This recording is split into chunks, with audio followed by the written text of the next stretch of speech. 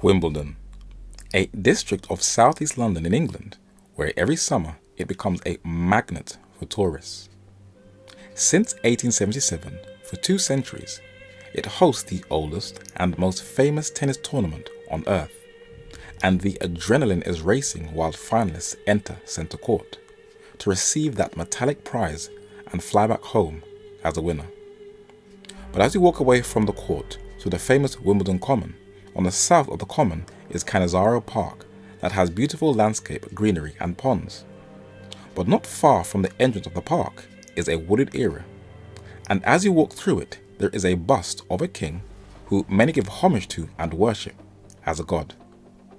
Who is it? One by one, King Selassie, I the conquering lion. Did you understand what this Jamaican reggae and recording artist Capleton said? I didn't think you would. But he mentioned King Selassie, the conquering lion. Why is a mortal receiving such praise? He is seconded by another Jamaican recording artist named Sizzler in the same song.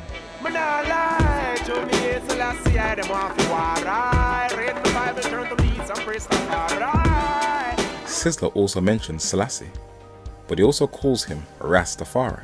In an isolated part of the park, standing alone, is a facial bust and torso of a man who once stayed in Wimbledon on these grounds as an asylum, while his home country, Ethiopia, was being invaded by the Italians led by Benito Mussolini. This king titled himself Haile Selassie, which means the power of the Trinity, and he was the last king or emperor of Ethiopia.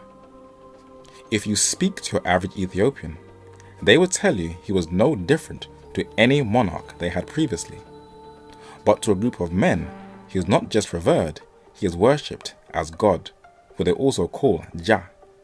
And when he paid a visit to Jamaica, in the West Indies in the Caribbean, a group of men had already named themselves after him.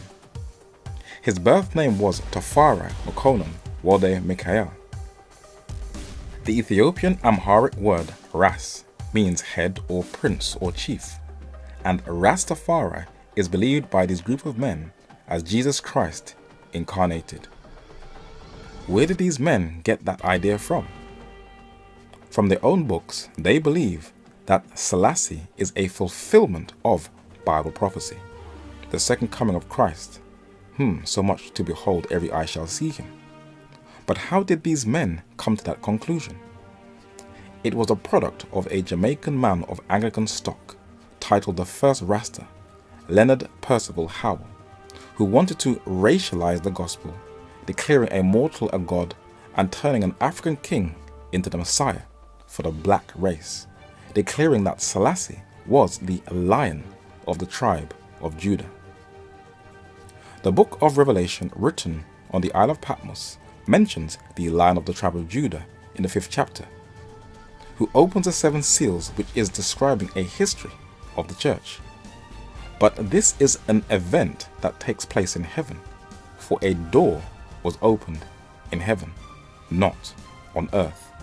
So Mr. Howell misapplied what the Bible was actually talking about. It was the late Jamaican reggae recording artist Robert Nesta Marley, better known as Bob, who popularized this peculiar movement onto the world stage that gave it global credibility. But in the West Indian community where it was born and spread, it seemed rather odd.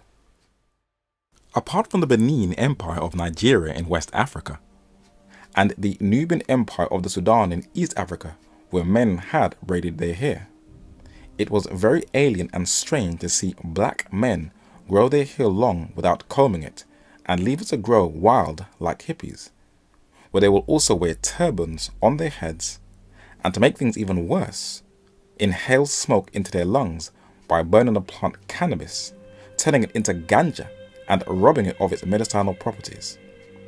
Where did this strange phenomenon come from? It is from the Sadhu, who far precede the Rastas. They are Hindu ascetics or mystics who practice yoga, whose origins date back to the BC era, who wear turbans on their heads, grow dreadlocks, and who also smoke marijuana, especially during a Hindu festival in honor of the god Shiva. So these customs can be traced to Hinduism. What is interesting is that Haile Selassie never grew his hair long, and there is no record of him smoking weed. But while he was staying in Wimbledon, chilling with the aristocracy of the UK, the Italians were arming men in the north of his country, in what is now called Eritrea, in an attempt to fully submerge the only African country that was not colonized by Europeans, Ethiopia. But it was a country that was not to be easily walked over, and many of its most bravest warriors were not men, but women, who fought teeth and nails, sometimes barefoot, to preserve the heritage of their country. While Selassie was in England, another man in England who once highly respected him turned on him, and in 1937 blasted him and called him a coward for abandoning his people. This man is little known today, but his signed letters are on sale for almost $7,000 online. He led the largest mass movement of black people in history, and his influence was so strong that a young revolutionary Vietnamese attended his lectures in Harlem and learned from him about colonialism. His name was Ho Chi Minh, who took these revolutionary ideas to his native country in his struggle against the French, the United States government and the Saigon government, and he created the Democratic Republic of Vietnam, becoming its first president and prime minister that provoked the infamous Vietnam War.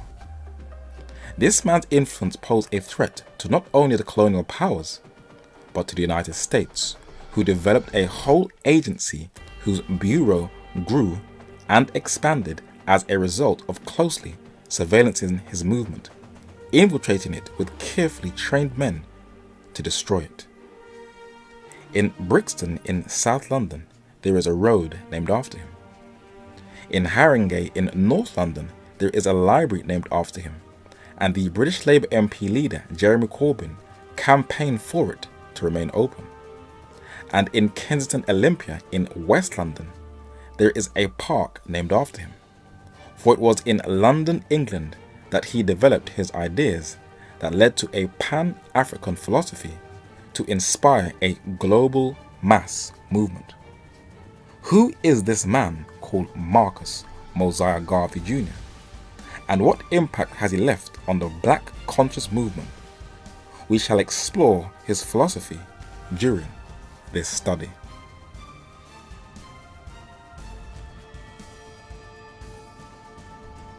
Imagine you've been raised in a very solid Christian home. You've had a good upbringing and your faith is quite strong. But then all of a sudden, you've been challenged. Someone says to you, look mate, you see religion? It's a load of rubbish. It's all about control, stealing your money, and it's man-made. And by the way, you're actually following a white man's religion. You pray to and worship a white Jesus, and you read a book called the Bible, which is a white man's book. This is a challenge that many have been confronted with in the black community. And we're going to deal with that challenge at the end of this study. But this study is going to cover the life of a man by the name of Marcus Mosiah Garvey and the influence he has had on the world. But before we go into his lifestyle, I'm going to show you how England has been the home of many revolutionary ideas, including many isms that includes Pan-Africanism. This study is going to cover many areas that many may find very sensitive.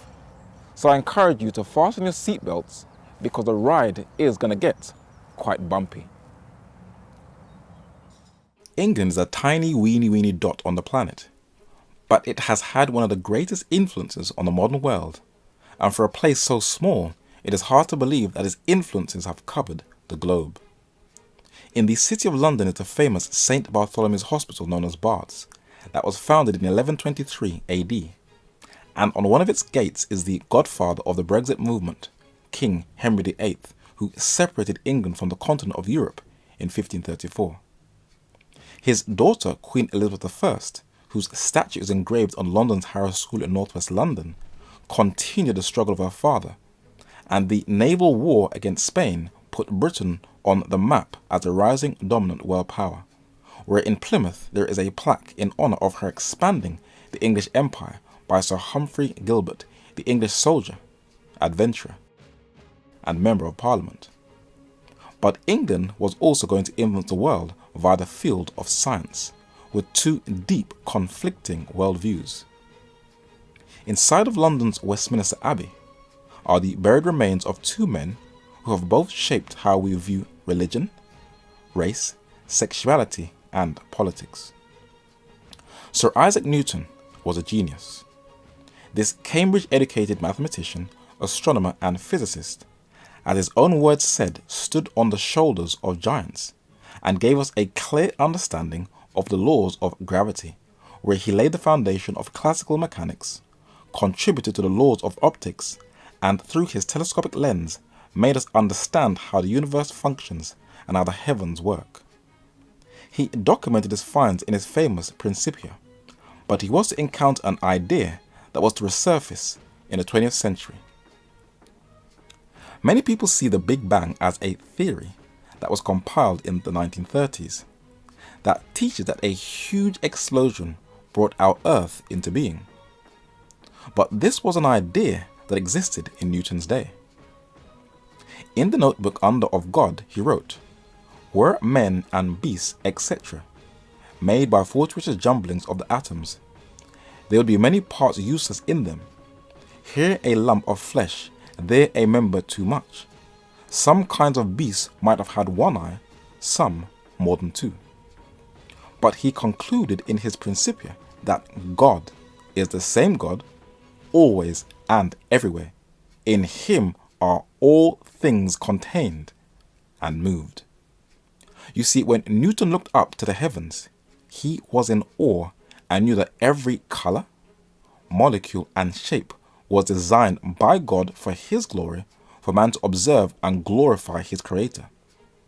But another scientist buried in the same building wanted to counteract that idea, and instead of giving God the glory, he wanted to give man the glory and return man back to the worship of nature. Charles Darwin, like Sir Isaac Newton, was educated at the University of Cambridge. He was a keen observer and fascinated with nature and the origins of life. He was blown away at giant tortoises at the Galapagos Island when he paid there a visit, and it intrigued his curiosity. But he wanted to remove God out of the picture. His friend Alfred Russel Wallace came to the same conclusion as Darwin. And Herbert Spencer, who coined the phrase the survival of the fittest, also came to the same conclusion and spread Darwin's ideas. Ernst Haeckel, the biologist, naturalist, physician, and professor, spread Darwinism in Germany. And Asa Gray spread Darwin's views of natural selection in the United States, but he differed to Darwin on God. This letter was written in 1880 from Charles Darwin to a fan, and it declares his worldview.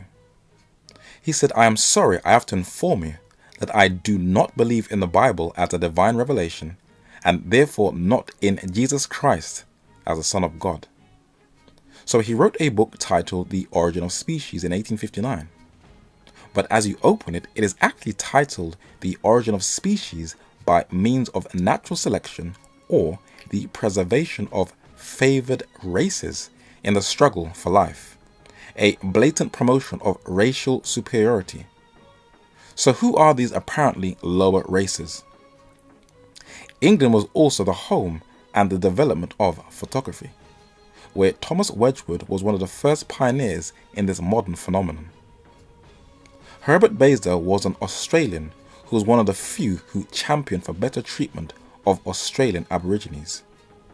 He took photographs of them and penetrated into areas and communities that most whites had not even heard of. And even if they seemed or looked primitive to the European colonists and settlers, he disagreed with their mistreatment. But there was a reason for his dismay.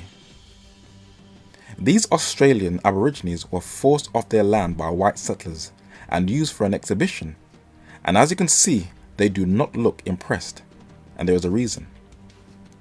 French Prince Roland Napoleon Bonaparte was an anthropological photographer whose grandfather was the brother of Emperor Napoleon. He took some photographs in 1885 of Australian Aborigines that was to reinforce Darwin's ideas. Jenny on the right, her son Toby in the middle, and Billy on the left are described in the pamphlet on the right as ranting man-eaters, veritable bloodthirsty beasts in distorted human form, and the last line reads, the lowest order of man. But they weren't the only ones to be treated in an inhumane manner. The businessman Maurice Maitre is standing on the left, with the Selkman or owner tribe who were forcefully brought to this exhibition in 1889 to prove that they were an inferior race. They had no chiefs. Everybody was one. They were a very peace-loving people situated in Tierra del Fuego in Argentina, who were very similar to the Aborigines in their simplicity of life, body paint and their nudity. Their only item of clothing was the fur of the hunted guanaco, and a few American explorers such as Frederick Alfred Cook and Charles Wellington Furlong studied them, photographed them, and respected their culture. But just as the English wiped out the indigenous Aborigines of Tasmania by war and disease in the 19th century, the Ona were to experience a similar fate, where they were also wiped out completely, driven off the face of the earth and officially extinct by 1910. It was Julius Popper, a Romanian-born Argentinian explorer of a Jewish family, and Ramon Lister, an Argentinian-born soldier and explorer who led this genocidal ethnic cleansing program starting in the 19th century. But what inspired their total disregard for this people? It can be traced to the works of Charles Darwin in his 1839 book, The Voyage of the Beagle. Darwin met this group in the cold region of Argentina, sketched them, and described how their culture worked. He said the perfect equality among the individuals composing the Fuegian tribes must for a long time retard their civilization. At present, even a piece of cloth given to one is torn into shreds and distributed, and no one individual becomes richer than the other. This is how he described the Fuegians, but then his racial superiority takes precedence when he saw that many of them walked naked in the cold. I will describe our first arrival in Tierra del Fuego. I could not have believed how wide was the difference between savage and civilized man.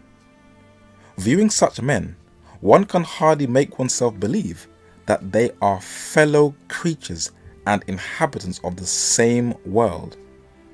The Australian comes nearest to Fuegian. Now you can see why both the Aborigines of Australia and the Fuegians of Argentina were viewed as the lowest order of man. But why drive the latter to extinction and murder some of the former to be used for research in London Natural History Museum? Charles Darwin in his Origin of Species said, "Seeing that no one can solve the simple problem why of two races of savages, one has risen higher in the scale of civilization than the other, and this apparently implies increased brain power. Natural selection will preserve and thus separate all the superior individuals, allowing them freely to intercross, and will destroy all the inferior individuals." Darwin's zealous apologists will say, look, he's talking about animals, but please read the title of the book. He was talking about man, and men would parade non-Europeans who had blatant deformities, but they would say that they were the missing link. And human zoos all over Europe and America would show caged human beings on display in order to prove the theory of evolution. And you can clearly tell the difference between Newtonian science and Darwinian science, especially when unscientific charts by Ernst Haeckel are turned into a reality, when a Congolese man by the name of Otto Benga was on display in a zoo in New York in an attempt to prove that the black African was the missing link between monkey and man. And this pseudoscience that started in England has spread all over the world, and man still thinks he is descended from some creature in the primordial soup, which is so ridiculous. But Darwin is still revered, as in the video game Assassin's Creed, where he is portrayed as this brilliant innovator of human thought. But his ideas were to also inspire another man who came to England, Karl Marx, who also had one of the most powerful influence on the 20th century, including the field of economics and on how a state should be run. Marx, a German Jew, was baptized a Lutheran, but somewhere on his journey through reading the writings of Friedrich Hegel and Ludwig Feuerbach, he became disillusioned with religion. But his 1848 book Communist Manifesto, if read carefully, does promote equality in a modern society. His ideas have still influenced communist guerrillas such as FARC in Colombia, the oldest insurgency army in the world that has taken part in the largest civil war in the world, and Marxist guerrillas in the Philippines, who, like the Colombians, have also been waging war against the state since the 1960s. China in Asia has also been dominated by Marxism throughout most of the 20th century, leading into the 21st, where it dominated every aspect of that republic. But while Marx is revered by many for being a voice of the downtrodden, he was actually bankrolled by a fellow German and by the very system he was opposed to. When you come out of Chalk Farm Station in northwest London, when you turn right then left and walk over a bridge, you'll end up in Regent's Park Road.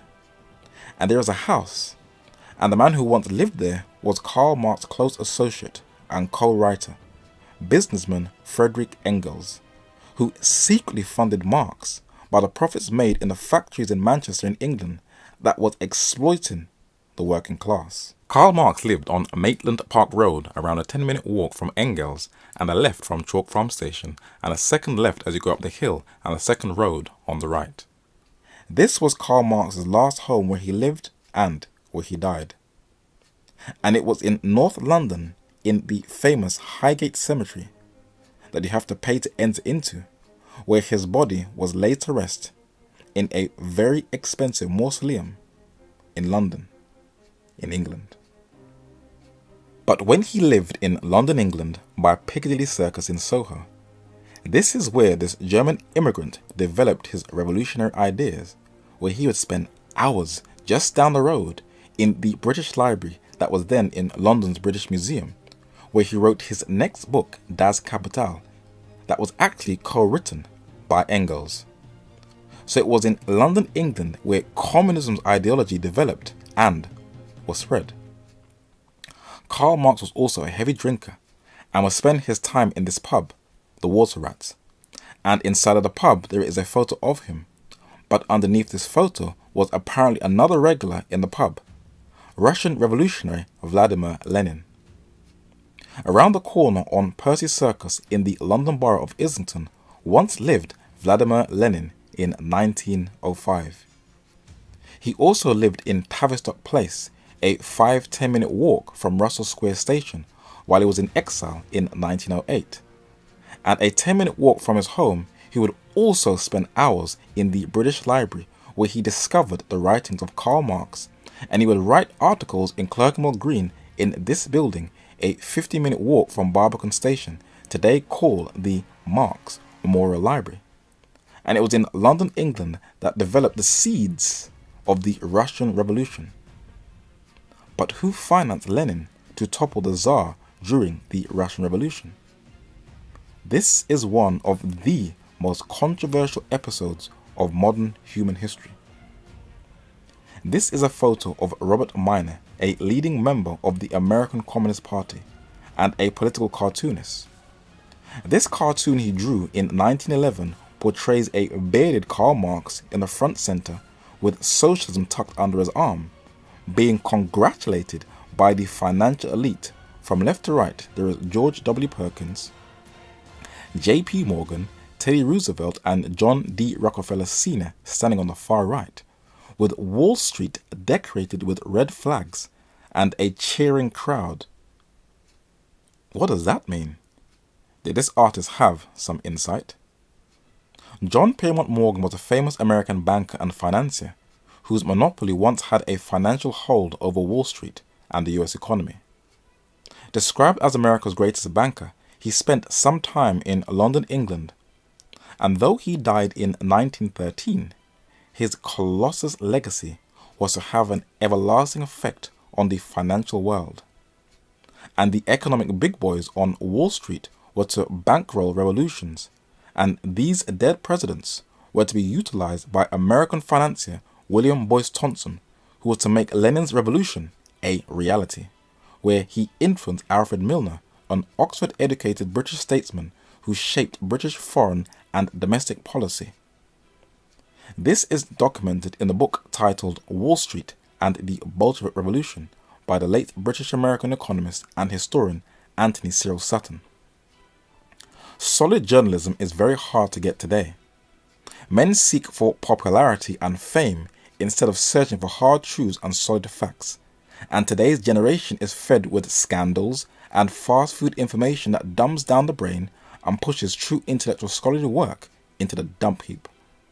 But the declassified files of the Hoover Institute at Stanford University, where Anthony C. Sutton worked, the files of the US State Department, the files of the American Red Cross organization that highlighted Raymond Robbins, a front for the organization, London's National Archives with intelligence cables from the British War Cabinet under British Intelligence Chief Sir Basil Hulme Thompson, and the autobiography of British diplomat and secret agent Sir Robert Hamilton Bruce Lockhart.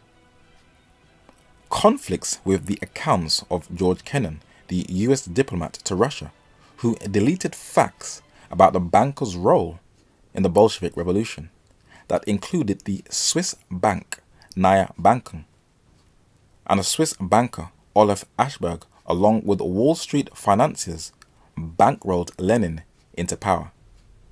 Anthony C. Sutton documented all. Where the United States could have exerted its dominant influence to bring about a free Russia, it truckled to the ambitions of a few Wall Street financiers who, for their own purposes, could accept a centralized Tsarist Russia or a centralized Marxist Russia, but not a decentralized free Russia. It was J.P. Morgan and the American international corporations that attempted to control both domestic and foreign revolutionaries in the United States for their own purpose. William Boyce Thompson is an unknown name in the 20th century, yet Thompson played a crucial role in the Bolshevik Revolution.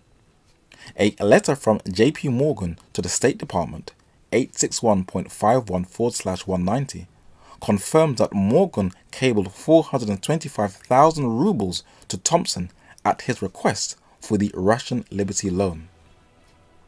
Raymond Robbins joined the 1917 American Red Cross mission to Russia as a social economist. Robbins made no bones about his support for the Bolsheviks.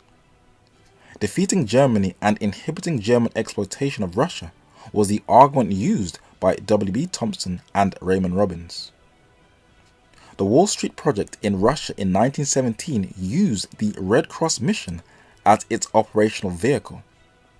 The American Red Cross mission, or perhaps we should call it the Wall Street mission to Russia, was financed by William B. Thompson, described in the official Red Cross circular as Commissioner and Business Manager, Director, United States Federal Bank of New York.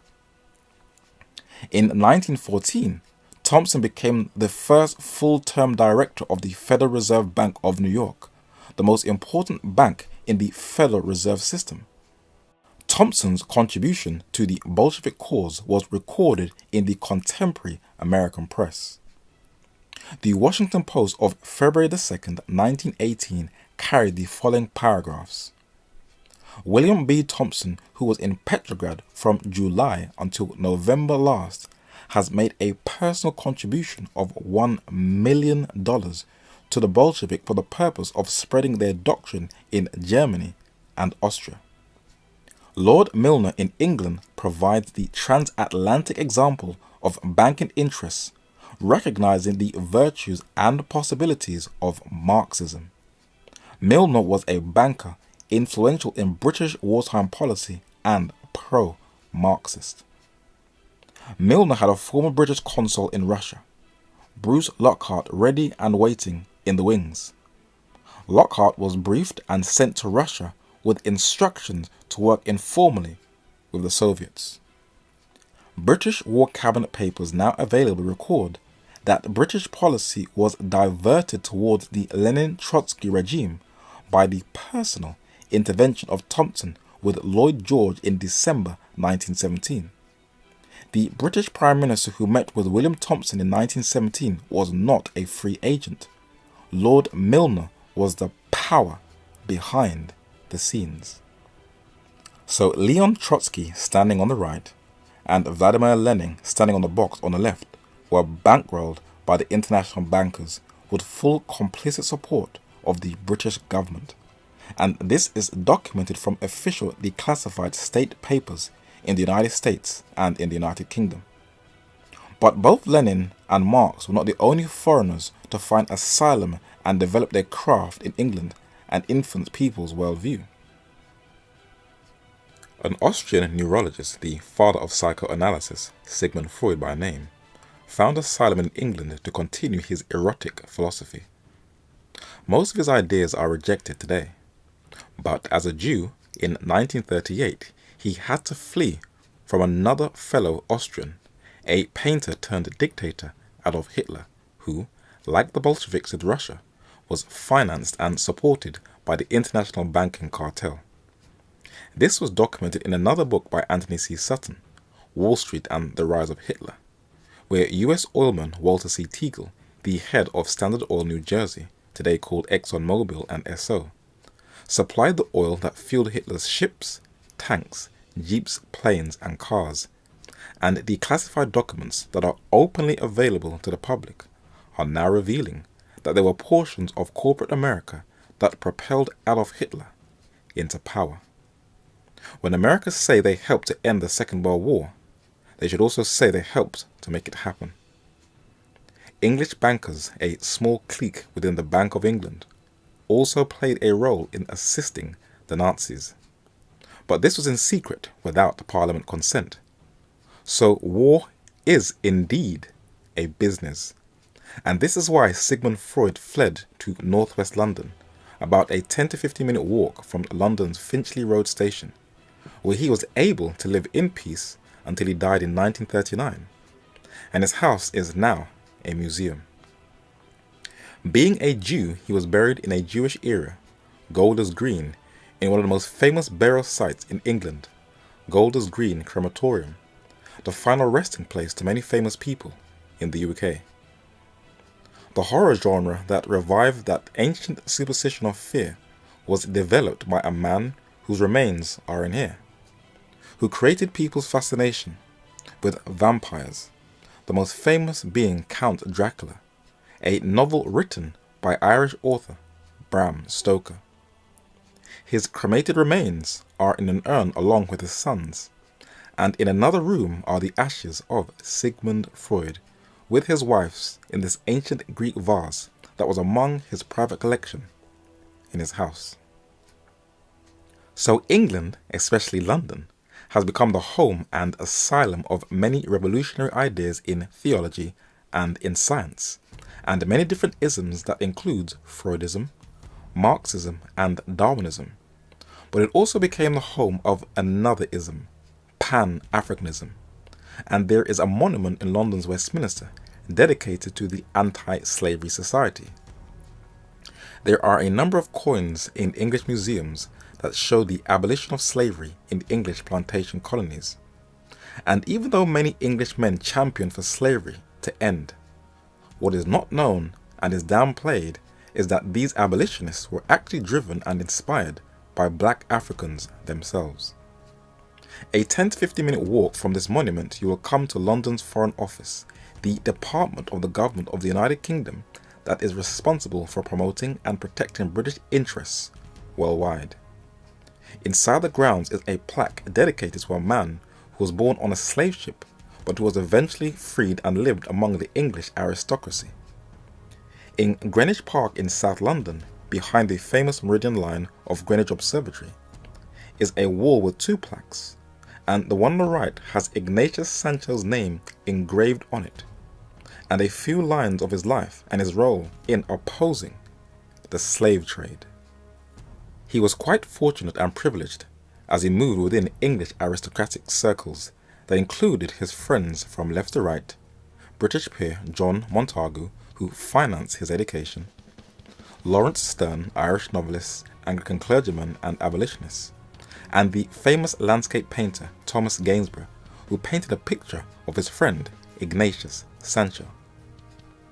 Being an influential black figure in the 1700s in England, he would also mentor and be a guide and support for blacks who lived in England, including those who had the privilege of living in aristocratic circles.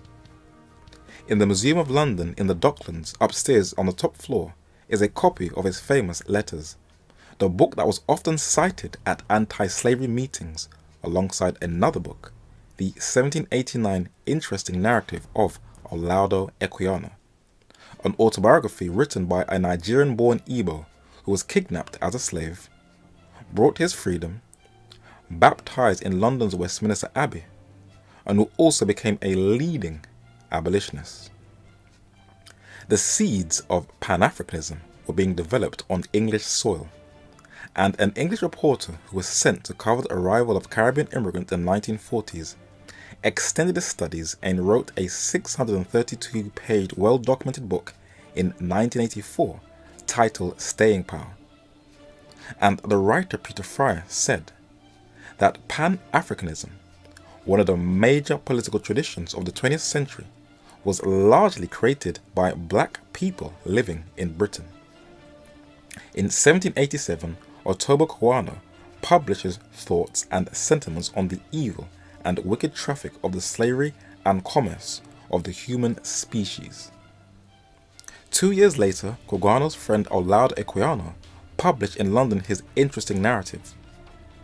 These two writers together anticipated many of the leading ideas of Pan-Africanism, that includes racial solidarity and self-awareness, Africa for the Africans, opposition to racial discrimination, emancipation from white supremacy and domination.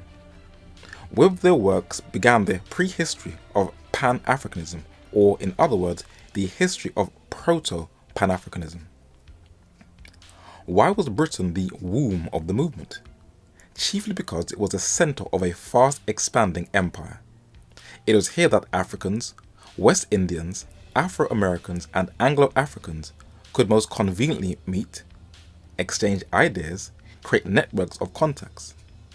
And when the time was ripe to organize, it was here that they could most easily launch a movement that challenged the whole imperialist system. A Pan-African conference convened in London in July 1900 was due above all to the work and vision of yet another neglected pioneer, the Trinidadian Henry Sylvester Williams. By April 1900, the Pan-African Conference Committee had adopted the motto, Light and Liberty. The committee included Williams as General Secretary. It was in reports of this meeting that the British press first used the term Pan-Africanism. The association held that it was time for black people to develop their own talent and energy. Their efforts should be directed to the education of the young so as to bring forth the prolific possibilities of the race. The association believed that black people should develop their own chroniclers and set up our own libraries and organizations. The Reverend Henry Smith, who lived in London, forecast a grand and glorious future for Africans and warned against letting differences in the various shades of color of black people interfere with their progress. They should all work together. At the first Pan-African Conference in London in 1900, the meeting outlined their aims. Number 1. To secure Africans throughout the world true civil and political rights. Number 2. To ameliorate the conditions of our brothers on the continent of Africa, America, and other parts of the world. Number 3. To promote efforts to secure effective legislation and encourage our people in educational, industrial and commercial enterprise. Number 4. To foster the production of writing and statistics relating to our people everywhere. Number 5. To raise funds for rewarding these purposes. Just around the corner from London's St James Park station is a building that was once the meeting place for radical ideas. Westminster Town Hall later changed to Caxton Hall. It was in this building that the first Pan-African Conference took place in 1900 in London, England. The man who organised it lived just off Edgware Road. His name was Henry Sylvester Williams, and this is a plaque in memory of him of where he once lived. This Trinidadian-born lawyer and intellectual was the brains and mastermind behind the first Pan-African Conference, where he united blacks from all over the world in order to better the conditions of themselves.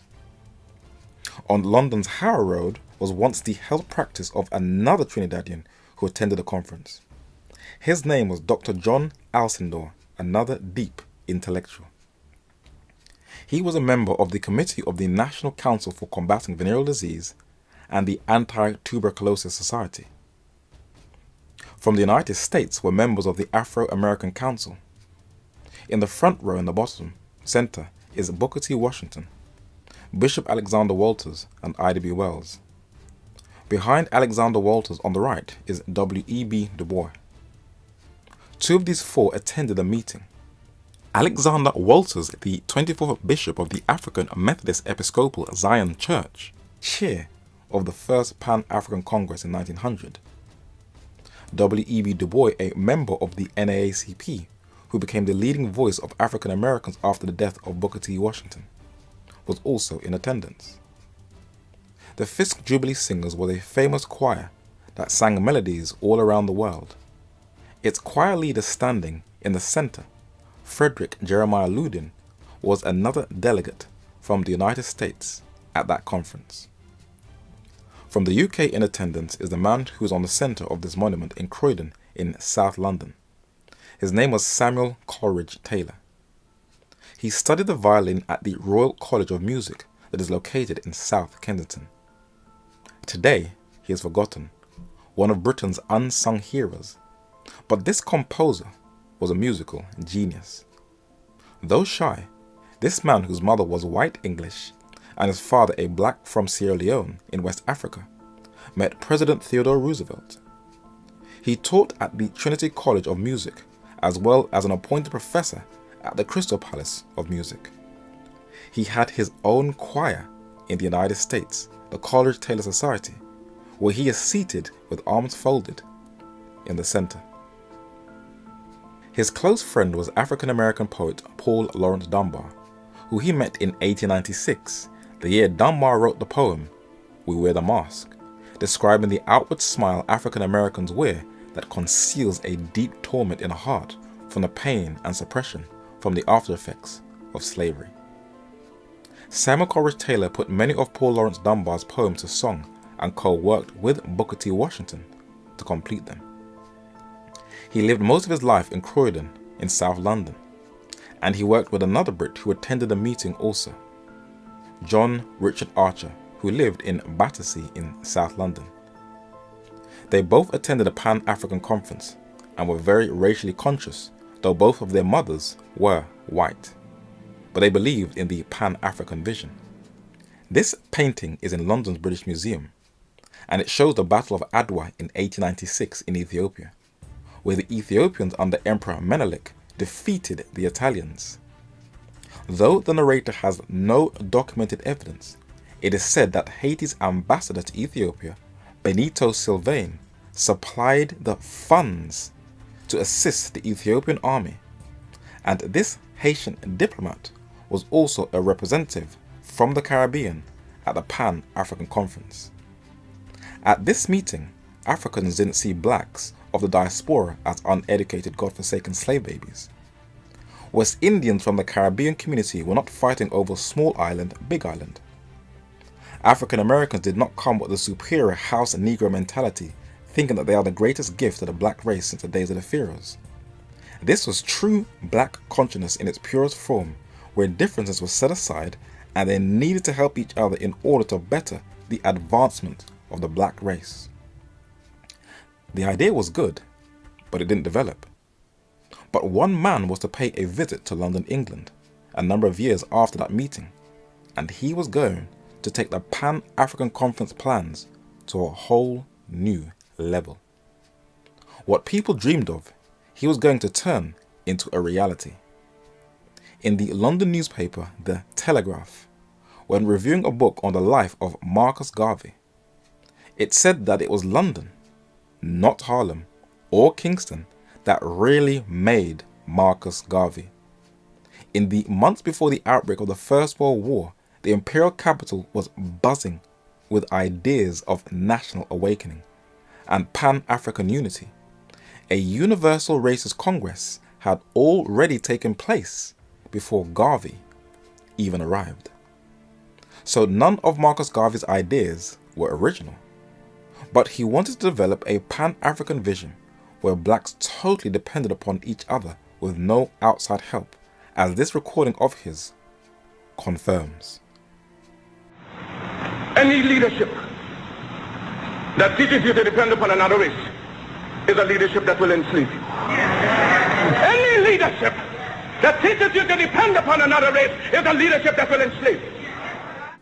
So what drove this man to attempt to create a Hamitic utopia? What was the climate like in the post-slavery world, and what ideologies were then driving men's thinking? Darwinism gave racism scientific credibility.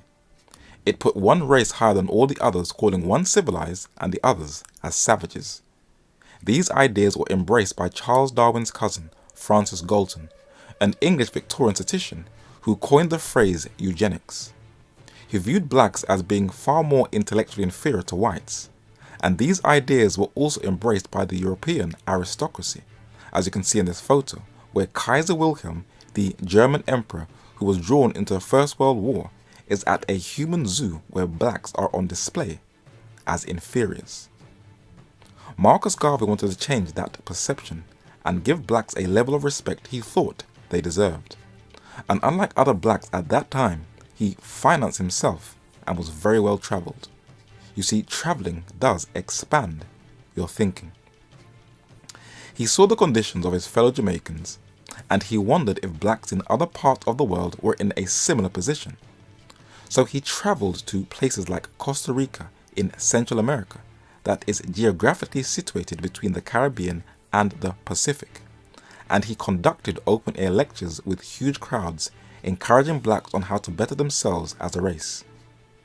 He visited the only English-speaking country in Central America, Belize, and saw that they were in a similar position to blacks in Jamaica and Costa Rica.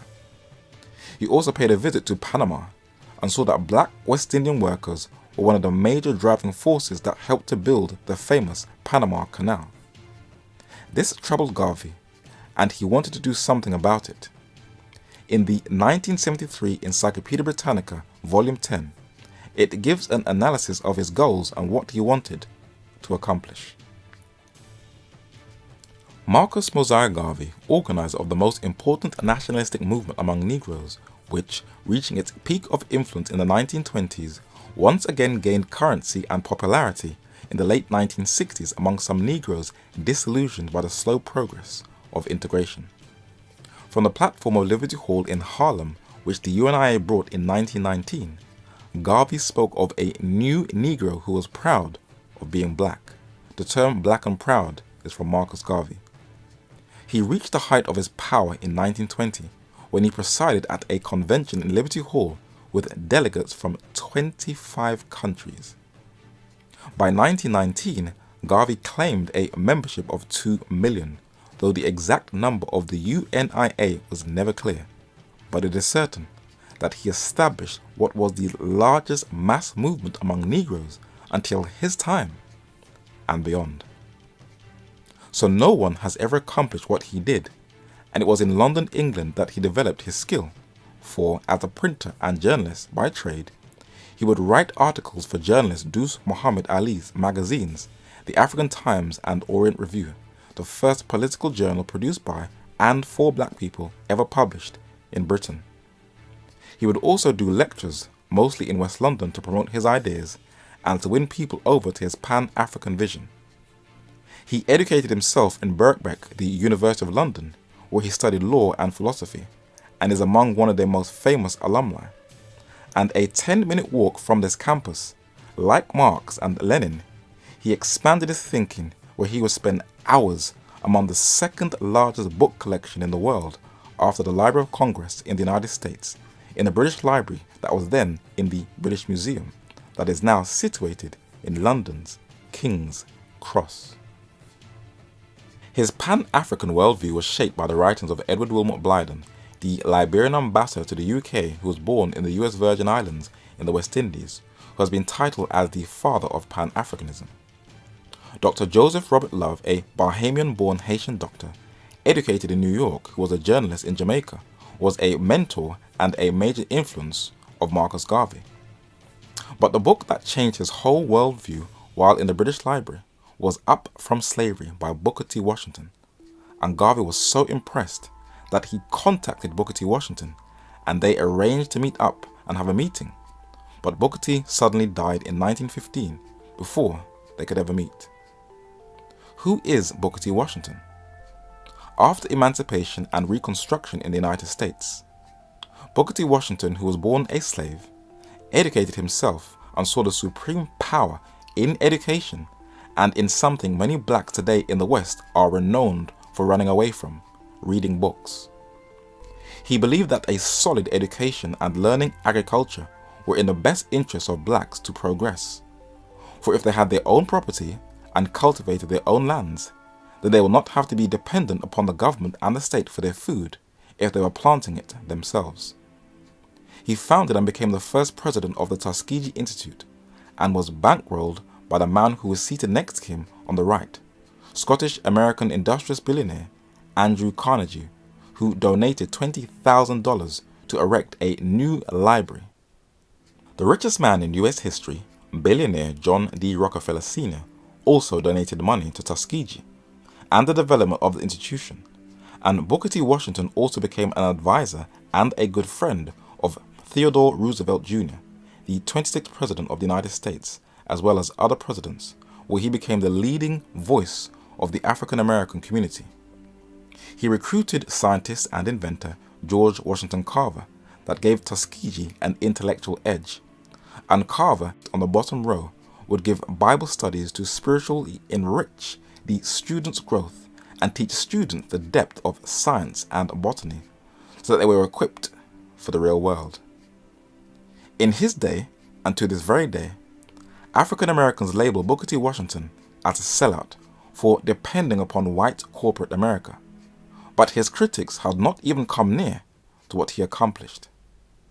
Garvey was an admirer of Booker T, but he wanted to create a movement that was totally independent, where there was no outside help, so that whites could not say they cannot accomplish anything without our help.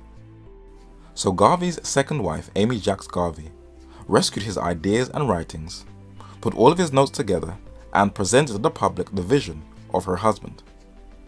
Marcus Garvey said, "I was born in the island of Jamaica, British West Indies, on August 17, 1887. My parents were black Negroes. I became a printer's apprentice at an early age while attending school. I saw the injustice done to my own race.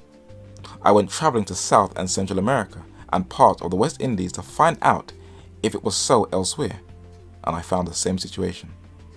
I set sail for Europe to find out if it was different there. I read of the conditions in America.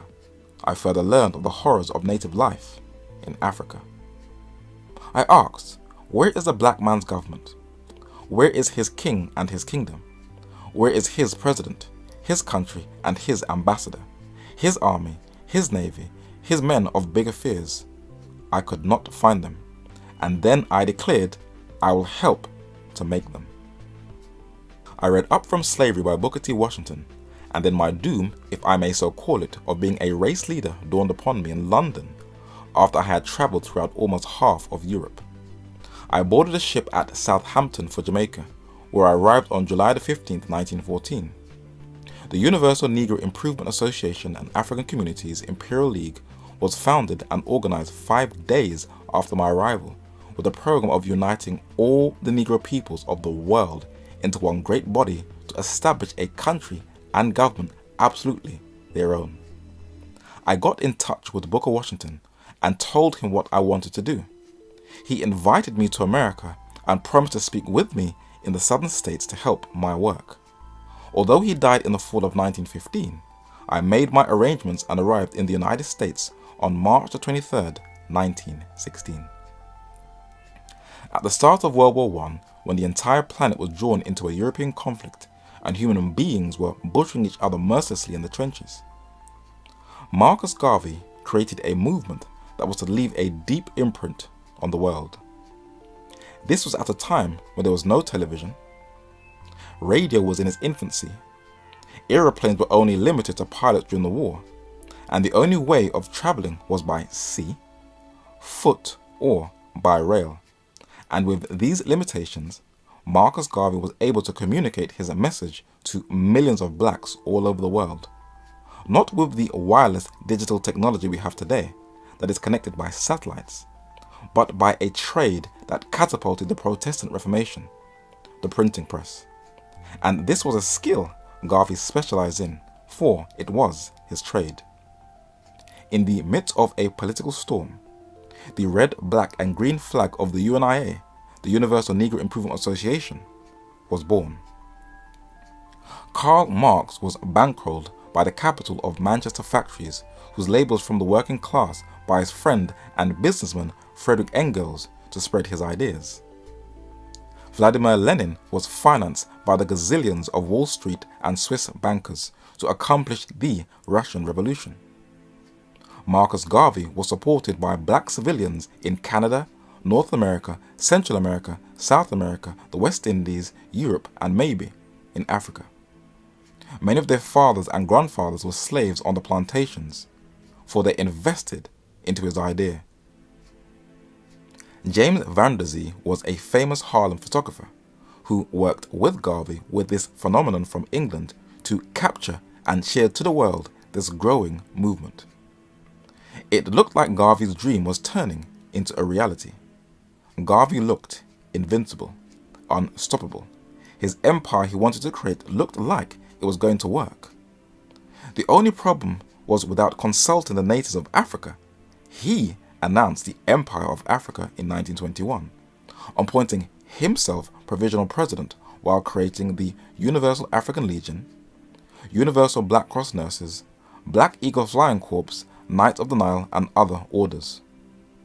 With huge rallies in Harlem in New York, it was something no one had ever seen before, and it was this movement of Garvey's that helped to inspire the Harlem Renaissance, the name given to the cultural, social, and artistic movement of artists, musicians, photographers, poets, and scholars. While many African Americans saw Garvey as an outsider and his views as very alien, as noted previously, his ideas were not original. A Harvard-educated African American radical, Martin Delany, was one of the first to speak of Africa for the Africans. But Marcus Garvey attempted to rebuild a whole continent, a daring project, but he still pressed forward. He created a shipping line in 1919, the Black Star Line Incorporated, for he was tired of the second-class treatment blacks experienced while on board ships, and he purchased a number of ships, renamed them after black heroes and heroines, and the entire crew of the Black Star Line was predominantly black, where they would sail throughout the Americas and also, eventually, to Africa. He also sent a delegation to the League of Nations, the precursor to the United Nations, at Geneva in 1922, where he would have representatives to represent the UNIA with special instructions to the Secretary General, Sir Eric Drummond, of the objectives of the UNIA that was beginning to agitate the colonial powers of France and Britain, who were beginning to see Garvey as a threat to their economic interests. But Garvey's influence was not just ringing in the ears of blacks. There were others who were taking note. The US military sprayed millions of acres of land in Vietnam with Agent Orange in the 1960s, when the world's greatest superpower was defeated by peasants. Even though US troops are receiving compensation for the damage caused by that deadly poison, to this very day, the poison that has been left in the soil and in the waters of Vietnam has left many children being born with some serious defects and deformities, some of them even being born without eyes. Unless you have experienced a war for yourself, you will never know what people go through. We only get the one-sided, sanitized view of the conflict in the news. There is also a generation of fatherless children who are outcast in the country that they were born in because they were either mixed or their mothers were prostitutes. And the United States government was fighting against an ideology they helped to promote in Russia, Marxist Leninist communism. Was this blowback?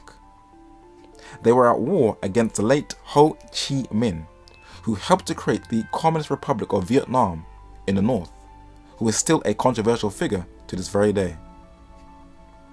To many, he was a liberator, a revolutionary, a patriot, a hero who championed the cause of the downtrodden Vietnamese peasants from French Catholic colonial rule. To others, he was a brutal autocrat who mercilessly murdered innocent people and purged dissidents. While in France, closely surveillanced by the French police, this photo of him in 1920 shows him swearing allegiance to an ideology that developed in London, England, Leninism. But that wasn't his only inspiration. In a book on his life by a man who was a young US station officer stationed at the US Embassy in Saigon in Vietnam, he documented who Ho Chi Minh's other influence was. Ho Chi Minh's visit to America remains one of the most mysterious and puzzling periods of his entire life. He spent a period of time in New York City, found time to attend meetings of black activists such as the Universal Negro Improvement Trust in Harlem, an organization founded under the sponsorship of the famous Jamaican-born black nationalist Marcus Garvey.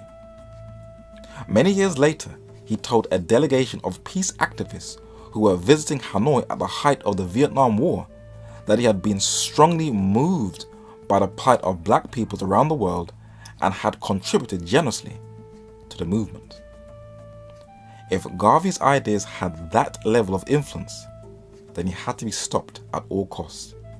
And a US law enforcement agency in his embryonic period started to surveillance him and his organization, for they could not afford to let that level of influence grow throughout the United States and the rest of the world.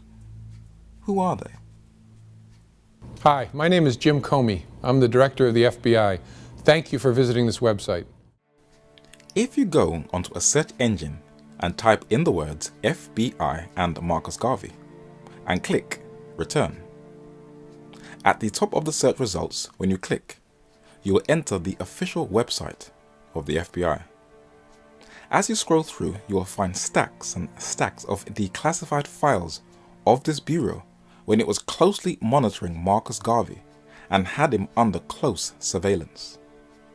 The man whose career was built on Marcus Garvey was a young law student by the name of John Edgar Hoover. When he joined the Department of Justice in July 1917 at 22 years old, he worked for the Bureau of Investigation, founded in 1908, later changed to the Federal Bureau of Investigation in 1935, where he became its head in 1924. And this counter-radical specialist had a pet obsession with Marcus Garvey. It was by monitoring Garvey that he specialized his craft into a surveillance program in the 1960s called COINTELPRO. What was its aim? The FBI file tells us that it was to prevent the rise of a messiah who could unify and electrify the militant black nationalist movement. Marcus Garvey's son, who appealed to President Barack Hussein Obama to clear his father's name in 2016, said his father started the movement that led to the career path of J. Edgar Hoover. The civil rights movement started with Marcus Garvey. That's acknowledged by Brother Malcolm, it's acknowledged by Martin Luther King, and it's acknowledged by anybody who knows history. The man who was born Malcolm Little, later known as Malcolm X, who was under FBI surveillance, grew up in a household where his parents, Louise Little on the left, his mother, and his father, Earl Little on the right, were one of the most zealous Garveyites in the United States. In the first chapter of his autobiography, Malcolm X said when describing his parents, "Louise Little, my mother, was born in Grenada in the British West Indies. My father, the Reverend Earl Little, was from Reynolds, Georgia, a Baptist minister, a dedicated organizer for Marcus Aurelius Garvey's UNIA. With the help of such disciples as my father, Garvey from his headquarters in New York's Harlem was raising the banner of black race purity and exhorting the Negro masses to return to their ancestral African homeland, a cause which had made Garvey the most controversial black man on earth." Malcolm X attended his UNIA meetings with his father. When Martin Luther King Jr. paid a visit to Jamaica, he told them that Marcus Garvey laid the foundation for the civil rights movement. He was also heavily monitored by the FBI, where his inner circle was flooded with men on the FBI payroll that included his own personal photographer, who was spying on Martin Luther King for J. Edgar Hoover, as recent documents have revealed. The Black Panther Party was also surveillanced by the FBI under COINTELPRO. One of its co-founders, Huey Newton, in his book To Die for the People, tells us that Panther ideology was built on Marxist-Leninism communism, ideologies that were developed in London, England. And the clenched fist symbol of the Panthers, that many hailed as Black Power or Power to the People, was actually from communism, where in communist China they used a clenched fist as a symbol of Marxism, as well as the communism that was in parts of Europe that included France.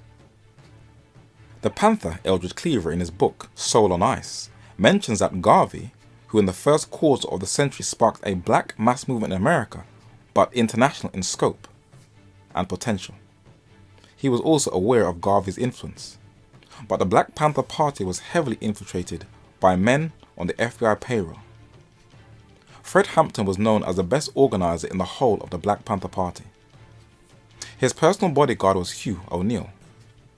At the young age of 21, Fred Hampton was gunned down by the Chicago police while he slept in his bed. His bedroom was riddled with bullets on his blood-soaked bed. But how did they know exactly where he slept? All of the details and the layout of his house and where he slept was given to the FBI by Hugh O'Neill, the bodyguard of Fred Hampton. J. Edgar Hoover learned that the most effective way of destroying black leaders is by using black people, for they would never suspect that their own race would be a snitch, and he learned that from monitoring Marcus Garvey, where FBI agents like African-American Thomas Jefferson in 1922 was monitoring Garvey for Hoover, and Earl F. Titus on the left and Arthur Lower Brent on the right worked as undercover agents in the 1920s to sabotage the work of the UNIA. But there was another agent far more dangerous than the others. He was so successful that he made the front cover of the October 1947 edition of Ebony magazine with a machine gun in his hand as one of Hoover's G-men. His name was James E. Amos, and he served President Teddy Roosevelt for 12 years as a personal attendant, confidant, and bodyguard. And he also infiltrated Marcus Garvey and his Black Star Line steamship company. Marcus Garvey was fully aware of who he was and his dangerous methods of infiltration and defamation of character, and Garvey mentioned the FBI agent as one of his most deadly opponents. Garvey said that Amos, a colored man of the Department of Justice who brags he can have anything done because he was bodyguard to the honored and deceased President Theodore Roosevelt, unconstitutionally and wickedly went from home to home and place to place among colored people, and he is still doing so, stirring up hatred and adverse feeling against me, and inspiring individuals to act as to bring about my conviction and my downfall. Witnesses were even promised a return of their investments if they could testify against me. On the opening day of trial, this man was heard to state to a U.S. Marshal stationed at the entrance of the court door immediately after the prosecutor had delivered his opening address to the jury See, I have started my fireworks. Harry M. Doherty was also a high official in the US government. He was the United States Attorney General, who saw Garvey as a threat and wanted to make sure that he brought him down. He also worked for the Department of Justice, and this is how he described Garvey and his movement. The UNIA is composed chiefly of the most primitive and ignorant element of West Indian and American Negroes. The so-called respectable element of the movement are largely ministers without churches, physicians without patients, lawyers without clients, and publishers without readers, who are usually in search of easy money. In short, this organization is composed in the main of Negro sharks and ignorant Negro fanatics. Were these really the type of people Marcus Mosiah Garvey attracted to his movement? Well, let's see.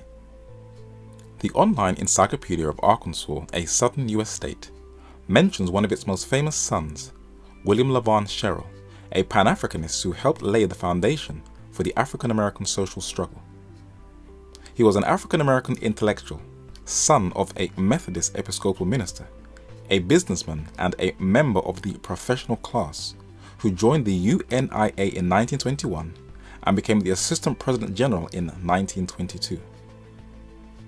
This monument in Belize in Central America is dedicated to Mr. Isaiah Emmanuel Morta, a descendant of the Igbo in Nigeria who was a member of the UNIA. But what made this man unique to have his monument erected? He was Belize's first black self-made millionaire, who was nicknamed Guinea Sugar. And while in New York, he spent some time with Marcus Garvey before his health deteriorated. In his will, he left 2/3 of his fortune to the UNIA, equivalent to $100,000. In Guyana, in the northeastern part of South America, the Honorable Reverend R.H. Tobit was the UNIA High Commissioner for British Guyana, who had a BA. The man who titled himself Prince Kojo was born Mark Tuvalu Hueno and was nicknamed the Garvey of Europe. Born in modern-day Benin, having a wealthy father, he acquired French citizenship and was a trained barrister, a writer, a minor celebrity in Paris, and served as a doctor for the French armed forces during World War I. He was the nephew of Bahanzin, his mother's brother, who was the last independent king of Dahomey, modern-day Benin, before it became a French colony in the late 19th century Franco-Dahomey War, where he lived in exile in Martinique in the Caribbean and in Algeria in North Africa. This picture was taken in 1924 by Harlem photographer James Vanderdy. Prince Kojo is seated in the center. UNIA member George O. Mark, who went to the League of Nations in 1922, is standing on the left, and Marcus Garvey stands on the right. Men and women dressed very slick in the 1920s. It looked like everyone was dressed to the nine. But this is how far Marcus Garvey's influence was, but there were others who made the UNIA really grow. The former mayor of Washington, D.C., the Honorable Adrian Fenty, officially made August 25, 2008 Henrietta Vinton Davis Day in memory of a forgotten, hard-working heroine who worked with the abolitionist movement of Frederick Douglass, as the certificate affirms. And Sheila Dixon, the former mayor of Baltimore, the following year also designated August 25, 2009 as Henrietta Vinton Davis Day. Who is this woman? On her grave, Lady Henrietta Vinton Davis is described as an actress, elocutionist, UNI leader, and a diplomat. At 15, she taught public schools in Maryland, and she was the first African-American woman employed by the Office of the Recorder of the Deeds in Washington, D.C. As an actress, she was introduced at a performance by Frederick Douglass, the former slave turned American social reformer, and she was the intellectual link between the abolition movement of Frederick Douglass, who she worked with, and the Pan-African movement of Marcus Garvey. She was not only the president and vice president of the Black Star Line Shipping Company and second vice president of the Shipping Corporation, but as the UNIA's first international organizer, she established divisions in Cuba, Guadeloupe, St. Thomas, Virgin Islands, Haiti, Trinidad and Tobago, and Jamaica, and was Secretary General of a UNIA delegation that was sent to Liberia in West Africa in 1924 to expand its vision. She was the only person in the UNIA that Marcus Garvey trusted, for she was one of the major backbones of the movement, where along with William Sherrill, who she is sitting with in the back of this car, she was one of the signatures of the Declaration of Rights of Negro Peoples of the World, a sort of Bill of Rights for black people. Henrietta Vinton Davis also introduced black dolls in the 1920s for black children. The UNIA believed that black children should have dolls that reflected them, so that they would not suffer with inferiority complexes in later life. This may have seemed extreme and very over the top to many black and white people, but two Howard-educated psychologists, a couple, Mamie Phipps Clark and Kenneth Clark, conducted an experiment 2 decades later in the 1940s with black children all over the United States to see how they would react to black and white dolls, and the majority of black children automatically gravitated towards the white dolls. While many may think this was a one-off experiment, it is clear that the UNIA knew what they were doing, for in the 21st century, in the United States and in Italy in Europe, children still respond the same way. I got messages from black moms who said that their daughters didn't want to play with black dolls because they didn't think they were as beautiful as the white dolls. And then seeing my girls playing so happily with their black dolls made them feel better about it. Quale bambola è bianca?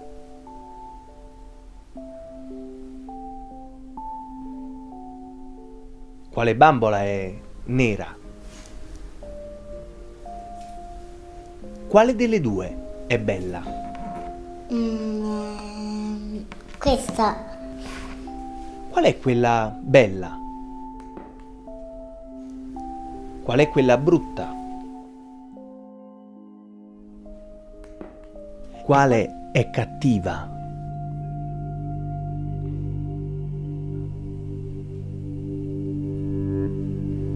Qual è buona?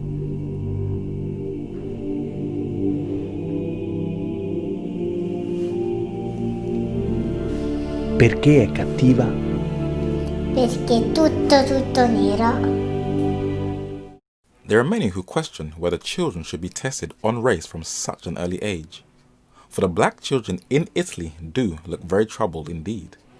But the UNIA knew what they were doing. They were trying to prevent blacks from a young age in having an identity crisis. For self-hatred can make you very biased towards your own race and respond more violently to something that looks just like you. And Henrietta Vinton Davis in 1920 established the Universal African Black Cross Nurses that was modelled after the Red Cross. They were trained nurses that dressed in all white that provided free healthcare, advice and education because the black community did not receive equal health training.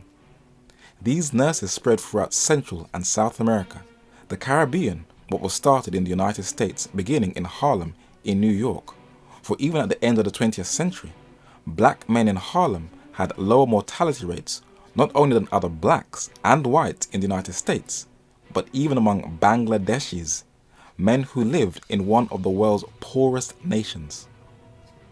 Henrietta Davis and William Sherrill also distributed bags of food to the black poor in the neighborhoods, and this was later to be revived in the 1960s with the Black Panther Party and their 10-point program, who also distributed food to the black community and offered free healthcare by well-trained medical doctors and nurses who catered for those in the black community who still don't trust the medical industry. Henrietta Vinton Davis also introduced the juvenile division that empowered young girls from a young age in sewing, studying the Bible, hygiene and domestic science, and black history lessons on Africa. And for the older women was created the Universal African Motor Corps that gave black women a sense of belonging so they can feel a part of a strong community and will not lack self-esteem. Why would Garvey's UNIA go out of their way to empower black women from a very early age? Was there a reason for it? An online survey was conducted to see what people's racial preference was in dating. It was done by OkCupid, and the data showed that black women were the least desired racial group and gender on the entire planet to be picked for a date. But why is that? This plaster cast is of a South African woman. Her name was Sarah Bartman, who, while alive, was paraded around Europe in exhibitions and freak shows to prove Darwin's theory of inferior races because she had a very big bottom and very big breasts. But men like Yves Saint Laurent, the late French fashion designer, wanted to change people's perceptions by being the first to introduce black models in fashion shows in the 1960s. And in 2008, Vogue magazine dedicated an issue to black models on its front cover as a gesture to say that racism does not exist in fashion. More recently, 2 photographers have been working on projects to show that there is beauty in all of the races. For in every racial group, they each think that they are better looking or superior than all the others, which is foolishness. I wonder who made them feel that they were God. But whether we want to admit it or not, European beauty is the set standard for the world. Just type in beautiful women on Google and see which race comes up the most frequent. And other races that includes black women model themselves after the Eurocentric look. But in Asia, European colonialism has left a deeper impression than anywhere else on earth, where in India, all the top models are all light-skinned, and they use skin lightening creams to make their skin more pale and more white, which is quite strange because whites go on holiday to get tans to make their skin more dark. And in the Far East, there are even skin lightening cream adverts that shows black skin as a sign of ugliness that caused quite a lot of controversy, but it shows how ingrained the thinking is. And when Ariana Miyamoto, who won Miss Universe in 2015 representing Japan, she received online criticism by the Japanese for being a hafu and not a full-blooded Japanese, for her mother is Japanese and her father is African American, though she was born in Japan. When this model won Miss France in 2014, she also received a lot of racist abuse.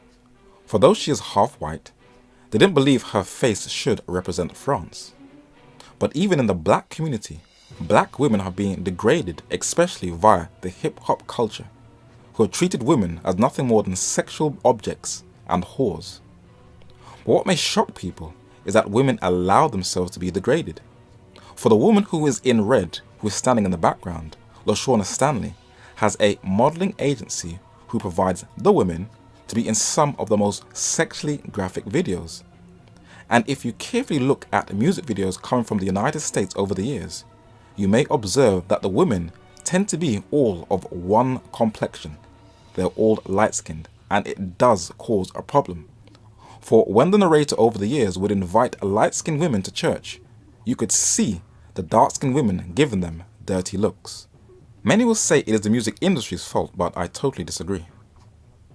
Rosa Parks, who is light-skinned, is one of the iconic figures of the civil rights freedom movement, famous for not giving up her seat to a white passenger. But she was not the first. Newsweek magazine says before Rosa Parks, there was Claudette Colvin. She was a lot darker skinned than Rosa Parks, but for some strange reason, she has been overlooked and nobody even knows about her. Why is that? The New York Times said instead of being celebrated, Miss Colvin has lived unheralded in the Bronx for decades, initially cast off by black leaders who feared she was not the right face for their battle. Or to be blunt, she was too dark to be used to represent the struggle of the black community.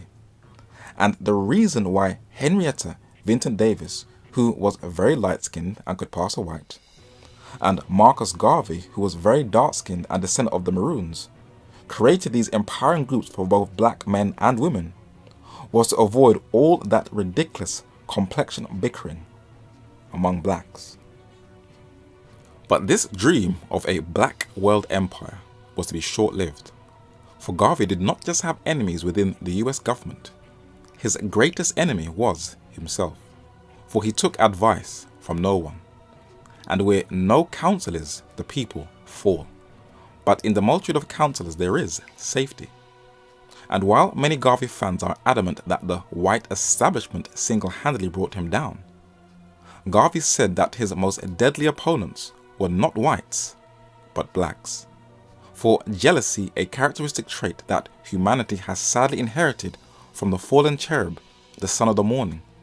Though it has affected all races, in the black community it is known as the crab mentality, where once an individual strives to succeed in life, others attempt to discourage them and hinder their growth. And Garvey described this mentality as thus: most of the troubles I have had in advancing the cause of the race have come from the Negroes. The greatest stumbling block in the way of progress in the race has invariably come from within the race itself. Having had the wrong education at a start in his racial career, the Negro has become his greatest enemy. Booker Washington aptly described the race in one of his lectures by stating, "We were like crabs in a barrel, that none would allow the other to climb over, but on any such attempts, all would combine to pull back into the barrel the one crab that would make the effort to climb out." I am of the opinion that the group of whites from whom communists are made in America, as well as trade unionists and members of the Workers' Party, is more dangerous to the Negro's welfare than any group at present. The Negro should keep shy of communism or the Workers' Party in America. Karl Marx, whose ideas spread global after his death, is what the US-led Cold War was in aid of, to crush it. Marx, who believed in preserving the forced labor and servitude of the black race and was against the abolition of slavery, may have been surprised, if he was alive during the Cold War, to see that these same blacks would embrace his ideas as their worldview.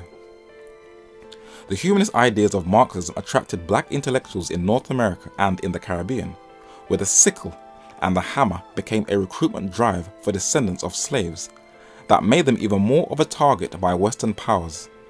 And atheistic communism made these blacks' hearts more hardened and very hostile to Christianity. Now, why is that?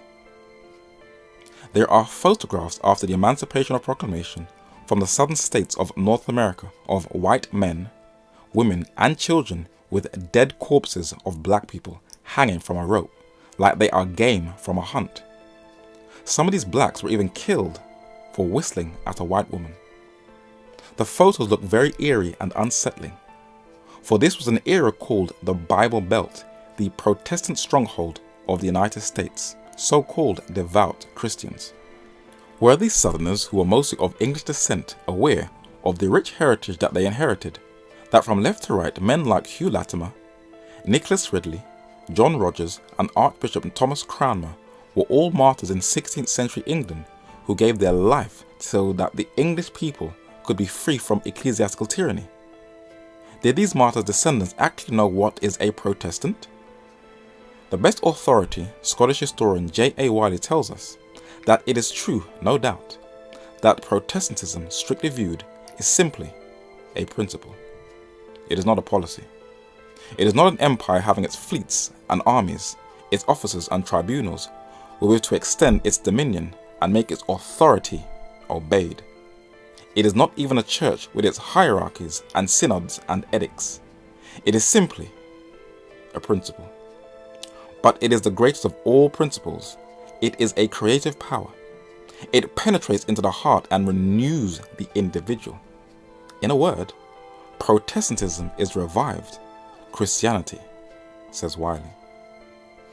Today, factions of Donald Trump supporters have shifted from that position and have racialized Protestantism like their new swinging forebears. I think in the United States was defined by Anglo-Protestants, certainly at the beginning, but particularly after the Civil War, it was defined by this big European family. So America is a white country in terms of its rooted historical identity. And because a racialized identity has dominated many aspects of North American Protestantism, Communist Russia took advantage of that Christian hypocrisy and produced posters to recruit blacks over to communist ideology, even though it was more propaganda instead of a sincere desire to liberate blacks, as Marcus Garvey said. And Garvey's strongest opponents were communist blacks who were, from left to right, men like James W. Ford, Asa Philip Randolph, and Chandler Owen.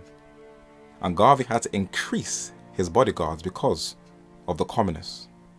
And in gentrified Dawson in northeast London, there is a library named after another one of Garvey's most fiercest opponents, C.L.R. James, where in Brixton in southeast London, he lived and he died. Cyril Lionel Robert James was a Trinidadian journalist and historian who embraced communism, then later socialism, who is famous for the book The Black Jacobins, the best documented work on the Haitian Revolution. He also temporarily met Wall Street-funded Leon Trotsky in Mexico, where they discussed communism and the Negro question. C.L.R. James's childhood friend in Trinidad was also a very strong opponent of Marcus Garvey.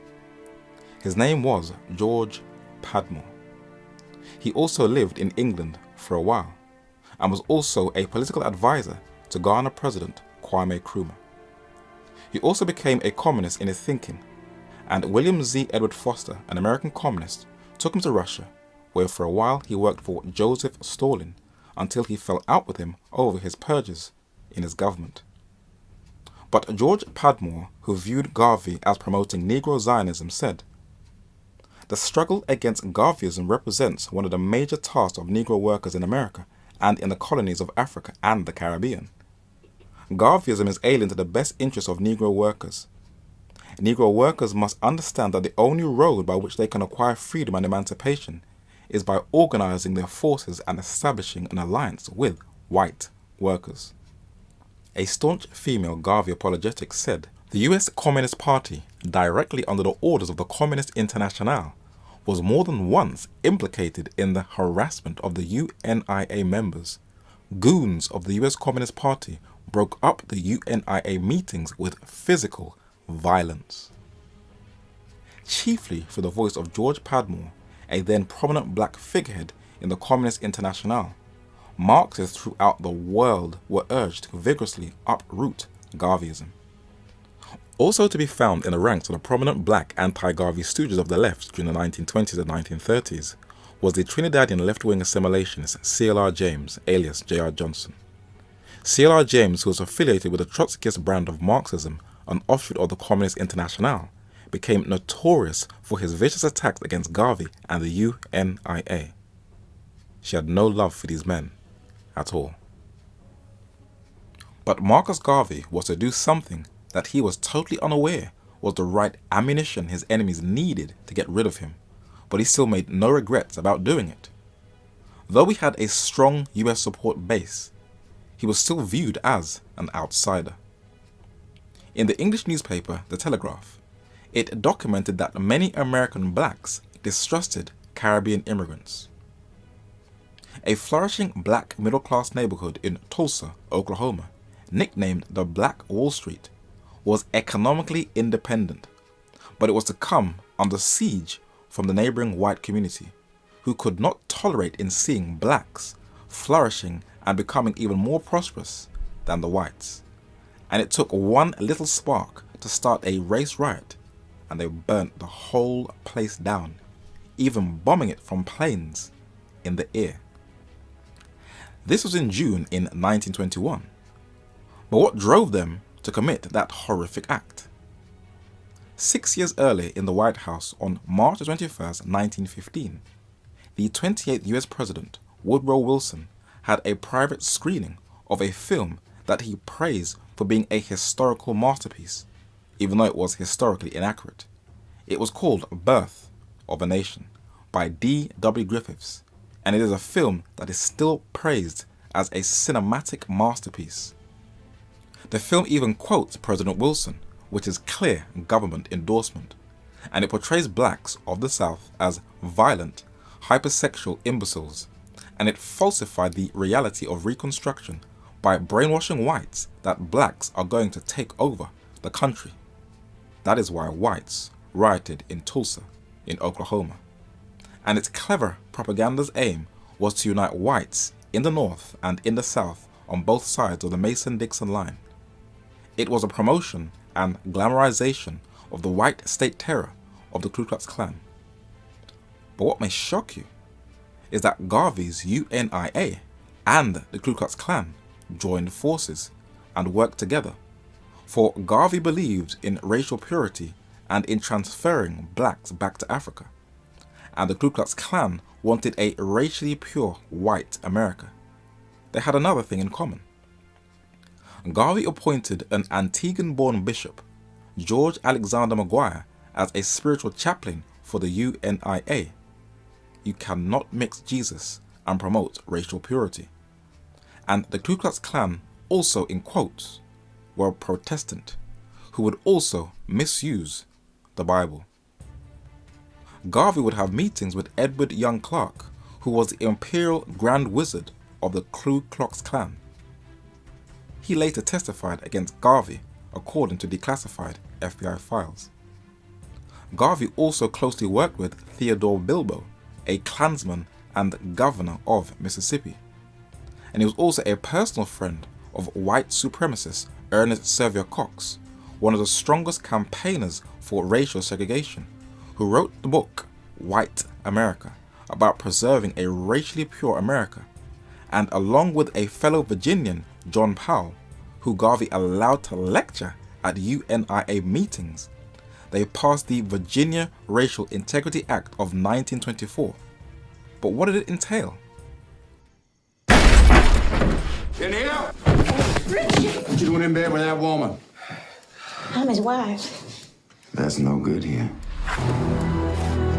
Richard Perry Loving being a white person and Mildred Jeter being a colored person did unlawfully cohabitate as man and wife. Richard? That ain't right! The state of Virginia will argue that it is unfair to bring children of mixed race into the world. Tell that woman to come out here.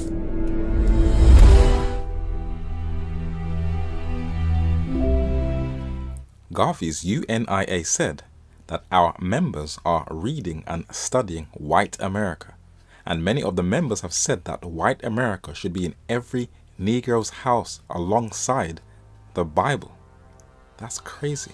This is black people endorsing white supremacy ideology. Garvey said that between the Ku Klux Klan and the Morphle Story National Association for the Advancement of Colored People, give me the Klan for their honesty of purpose towards the Negro. Mr. John Powell of the Anglo-Saxon Clubs of America represents a body of men and women for whom I maintain the greatest respect because of their honesty and the lack of hypocrisy. They are honest and honorable in their desire to purify and preserve the white race, even as we are determined to purify and standardize our race.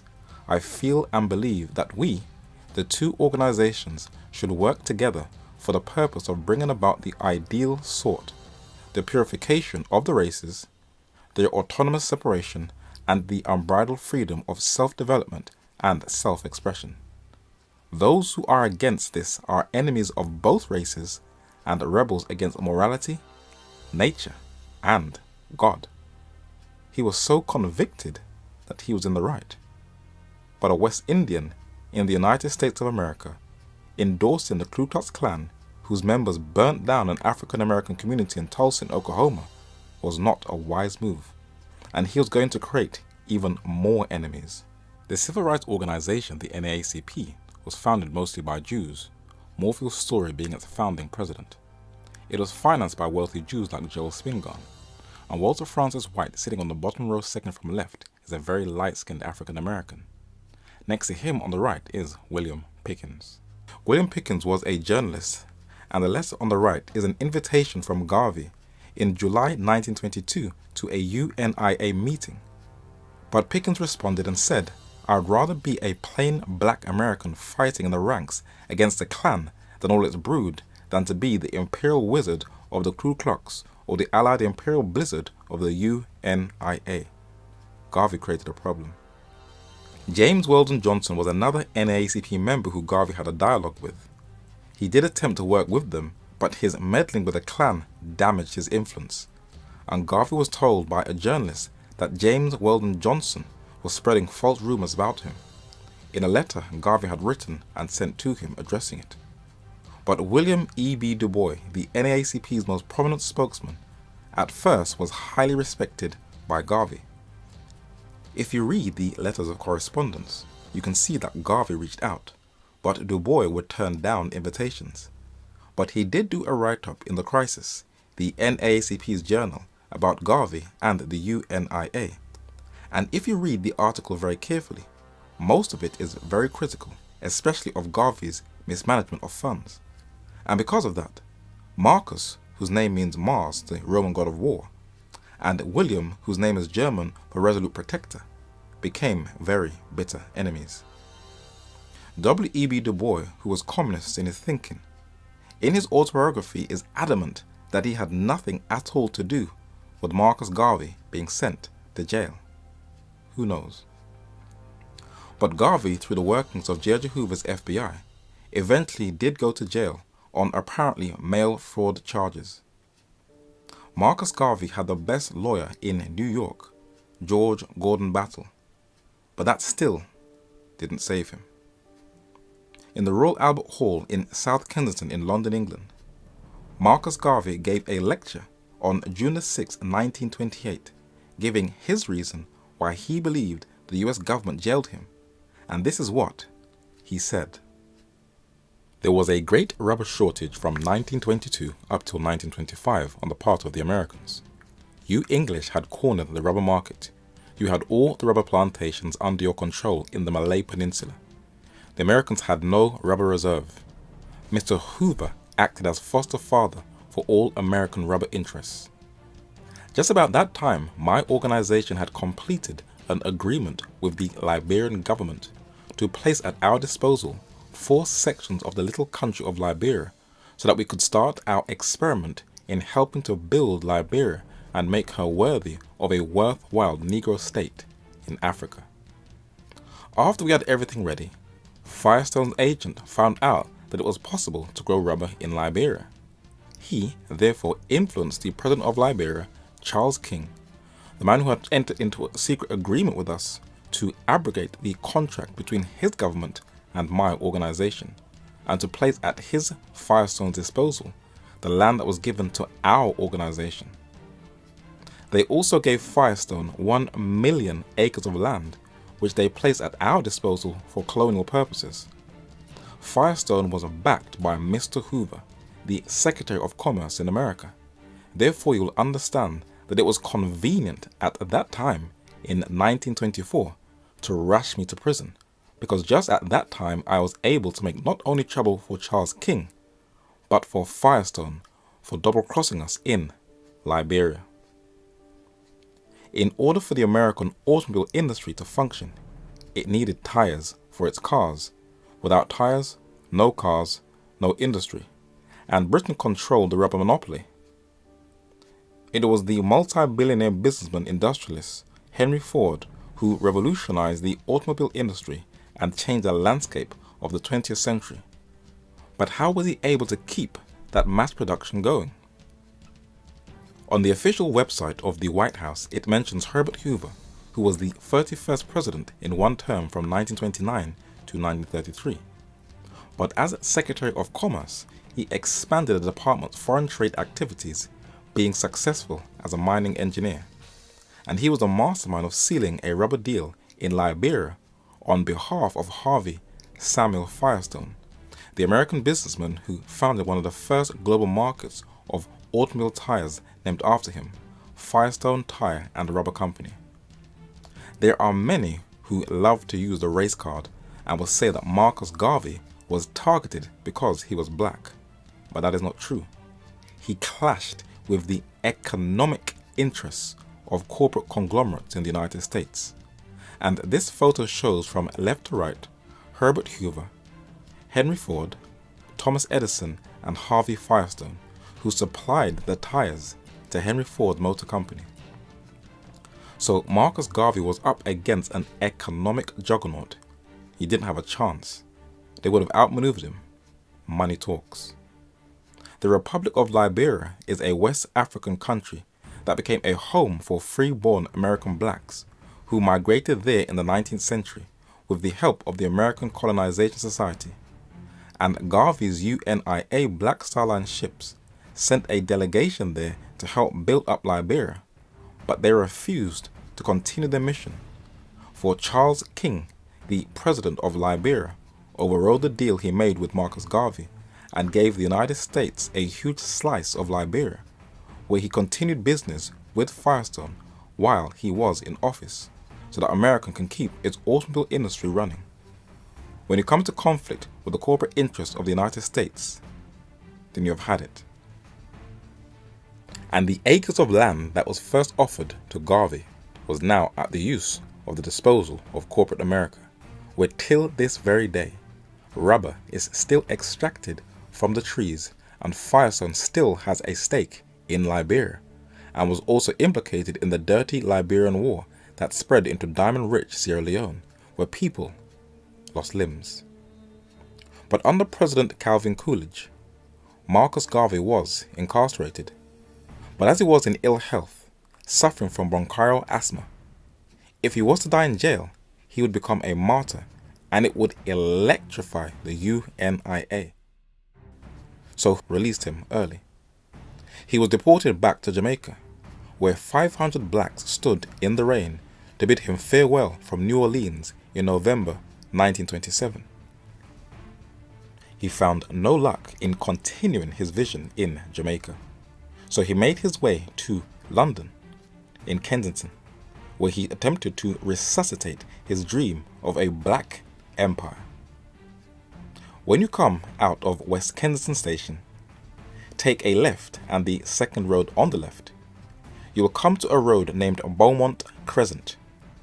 It was here that he continued the UNIA, and his name, now fading, is on the left of the front door, and on the right is a plaque dedicated to the organization that was once run from that building.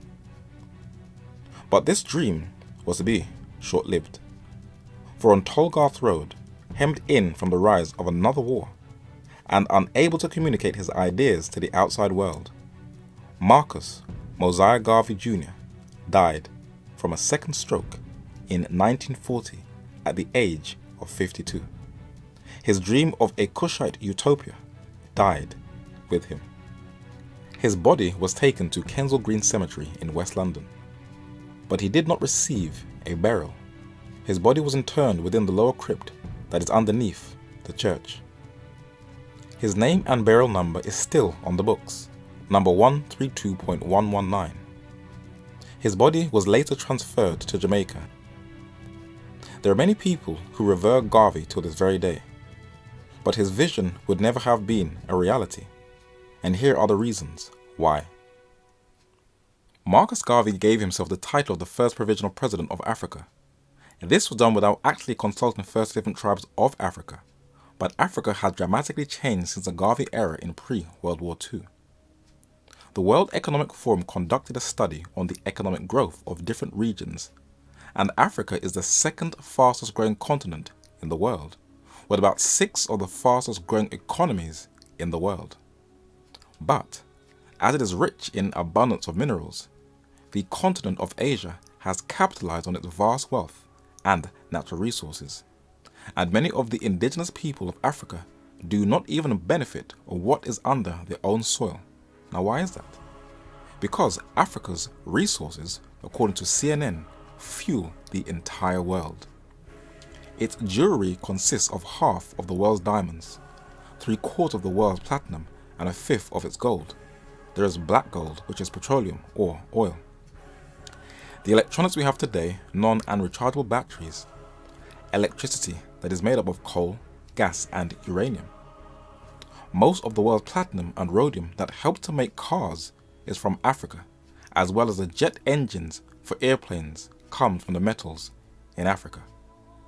So when you see here or are in a plane, when you are fiddling around with your tablets, when you see an advertisement from Apple advertising their latest products with its intricate designs and rotating metals, when you feel your phone vibrating in your pocket, when you want to know how modern space technology works, they all function from an extracted rock called coltan, a mineral used in space technology and found in eastern Congo. This is how the modern digital world functions. And when the main colonial-driven media focuses on the brutality of guerrillas and militia groups, it is actually the multinationals that fuel the wars. For the US stockpiling policy of 1946 listed the minerals the government needed to survive, and it included that priceless stone from the Congo, cobalt or coltan. Marcus Garvey was fully aware that he was at war with Wall Street, and he said he was a stumbling block to their expanding financial interest in Africa.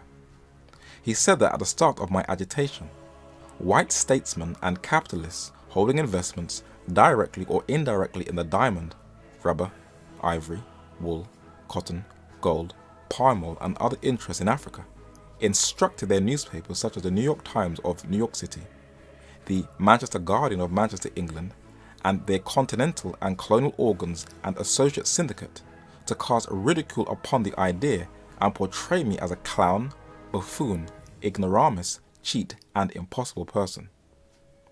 If the oil of Africa is good for Rockefeller's interest, if iron ore is good to the Carnegie Trust, then surely these minerals are good for us. Why should we allow Wall Street and the capitalist group of America and other countries to exploit our country when they refuse us a fair chance in the country of our adoption? Why should not Africa give to the world its Black Rockefeller, Rothschild, and Henry Ford? Marcus Garvey was unaware that Africa already did have a man who was richer than them all.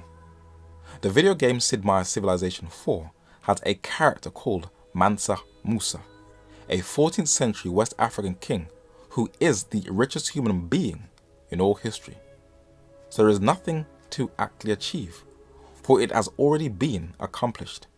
And this was a study that was compiled by Celebrity Net Worth, that he was richer than both the Rothschild family and John D. Rockefeller. So Garvey wanted something that preceded him by centuries. Garvey wanted to revive a golden age that was long gone. It was a dream, not a reality. For even though all libraries and courses are scant on this history, data has shown that blacks already had the first and oldest kings. They built colossal monuments whose mathematical precision still baffles scientists and engineers today. They navigated the sea and built the first empires in Central America and left a number of colossus heads as lasting evidence. So Garvey wanted to achieve something that was already accomplished. But if anyone knows anything about history, civilizations rise, then they fall. That has always been the order of things.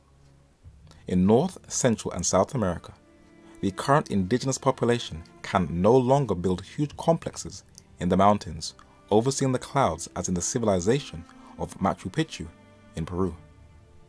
Neither can they put huge rocks together and merge the blocks with such mathematical precision. That wisdom is now lost. Can the Nigerians, when visiting the British Museum, carve these same levels of artistic genius from metal and ivory as their medieval forebears? No, because that era is long gone also, and it is an interesting part of history to be observed and studied, but their golden age is over.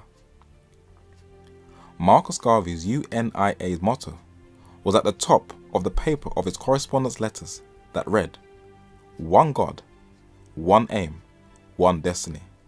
And it also said he created of one blood all nations of men to dwell on the face of the earth, a quote from Acts chapter 17 and verse 26.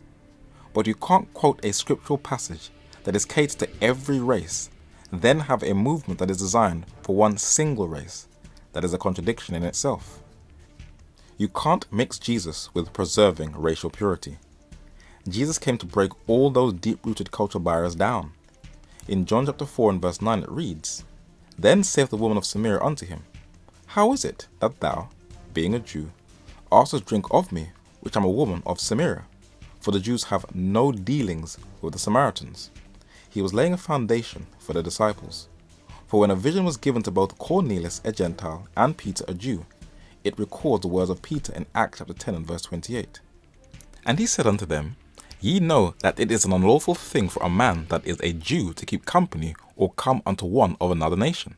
But God hath shewed or showed me that I should not call any man common or unclean.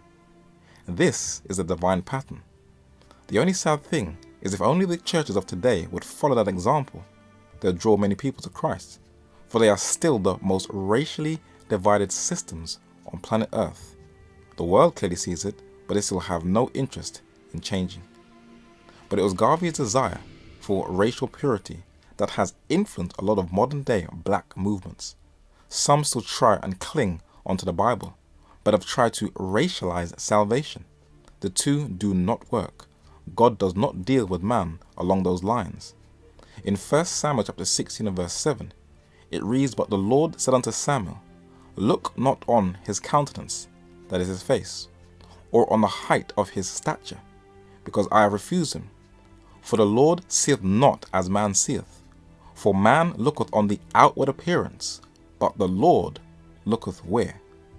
On the heart. But there are others who reject God completely, running back to the pagan idolatry of Africa, and making other blacks feel like sellouts because they are not giving homage to a deified animal that rolls doo-doo. I mean, come on now, it's doo-doo, it smells. That is the foolishness people want to embrace when they want to go back to the worship of nature. The late Dr. Ben was one of the early advocates of this movement. He would fight down the Bible and say it was an allegory. That's a Gnostic argument.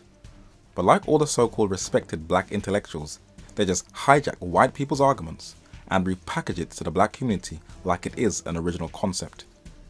He followed the teachings of Gerald Macy, the 19th century discredited English poet and writer on spiritualism in ancient Egypt, who just expounded Gnostic philosophy. The modern black Egyptologists also declare that the triad deities of Isis, Horus and Osiris is where the Godhead in the Bible is from. That is a stolen argument from Ralph Cudworth, a 17th century Cambridge-educated English classicist and Platonist.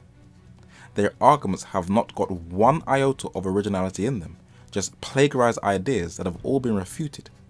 And even Elijah Muhammad, also an early follower of Garvey, followed the teachings of a white man known to the FBI files as a scam artist, Wallace D. Fard, who taught that the white man is the devil and that Christianity is a white slave master's religion, an argument that many whites still use against blacks to this very day.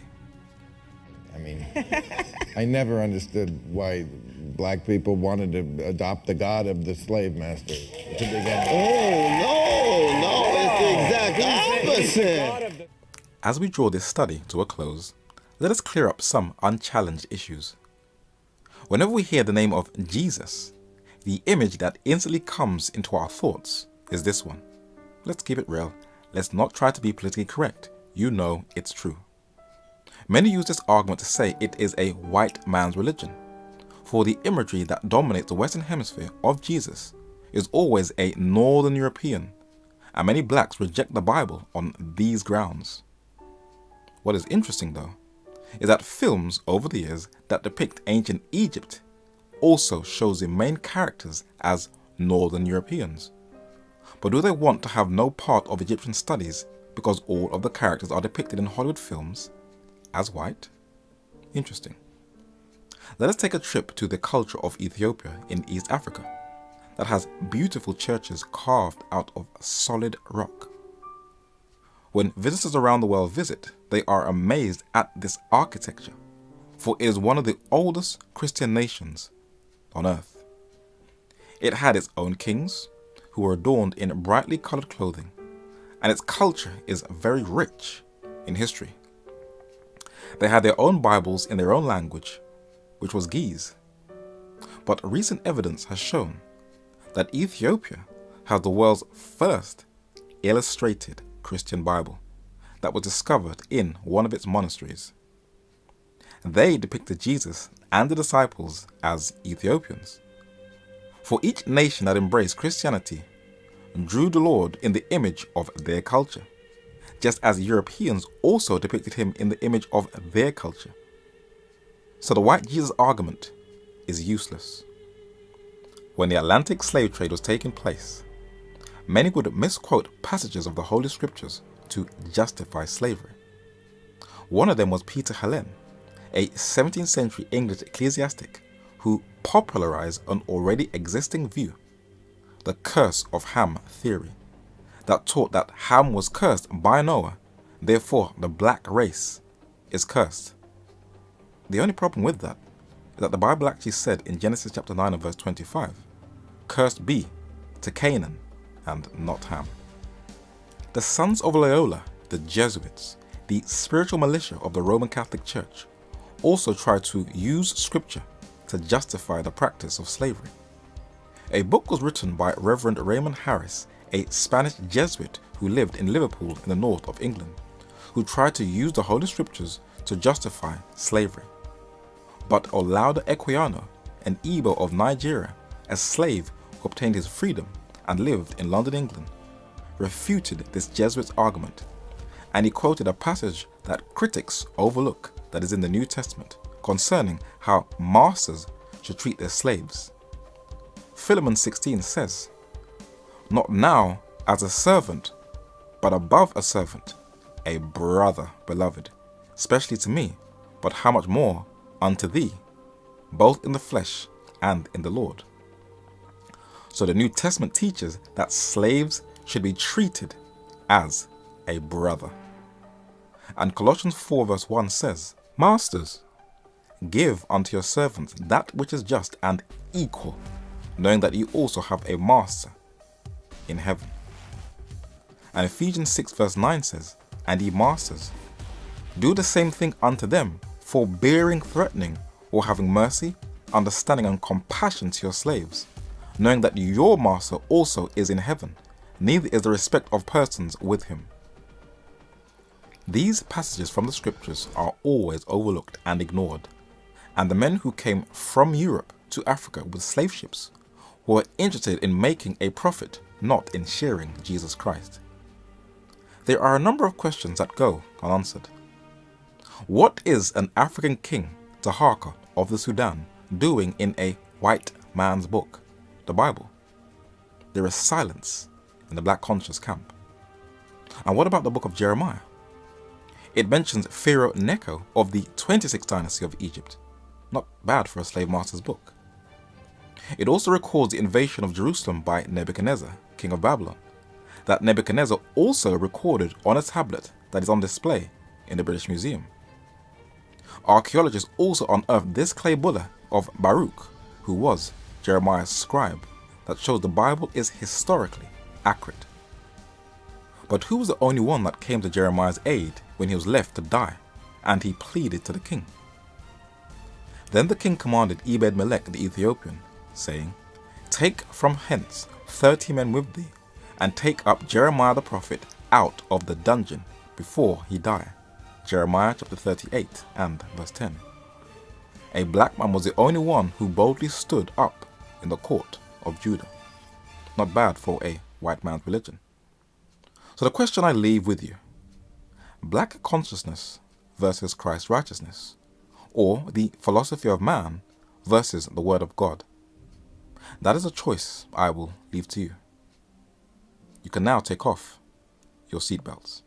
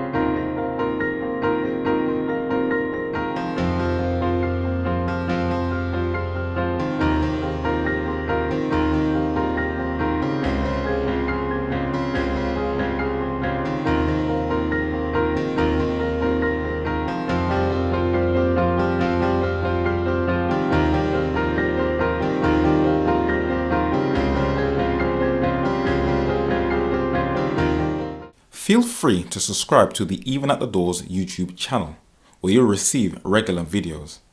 And you can follow us on Facebook and Twitter by clicking on the links below. I would just like to thank all those who have sent donations that have kept this ministry afloat. And if you would like to continue to support this work, also click on the link below.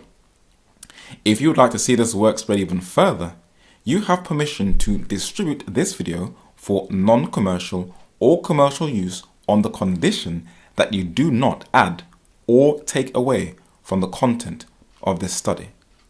Thank you.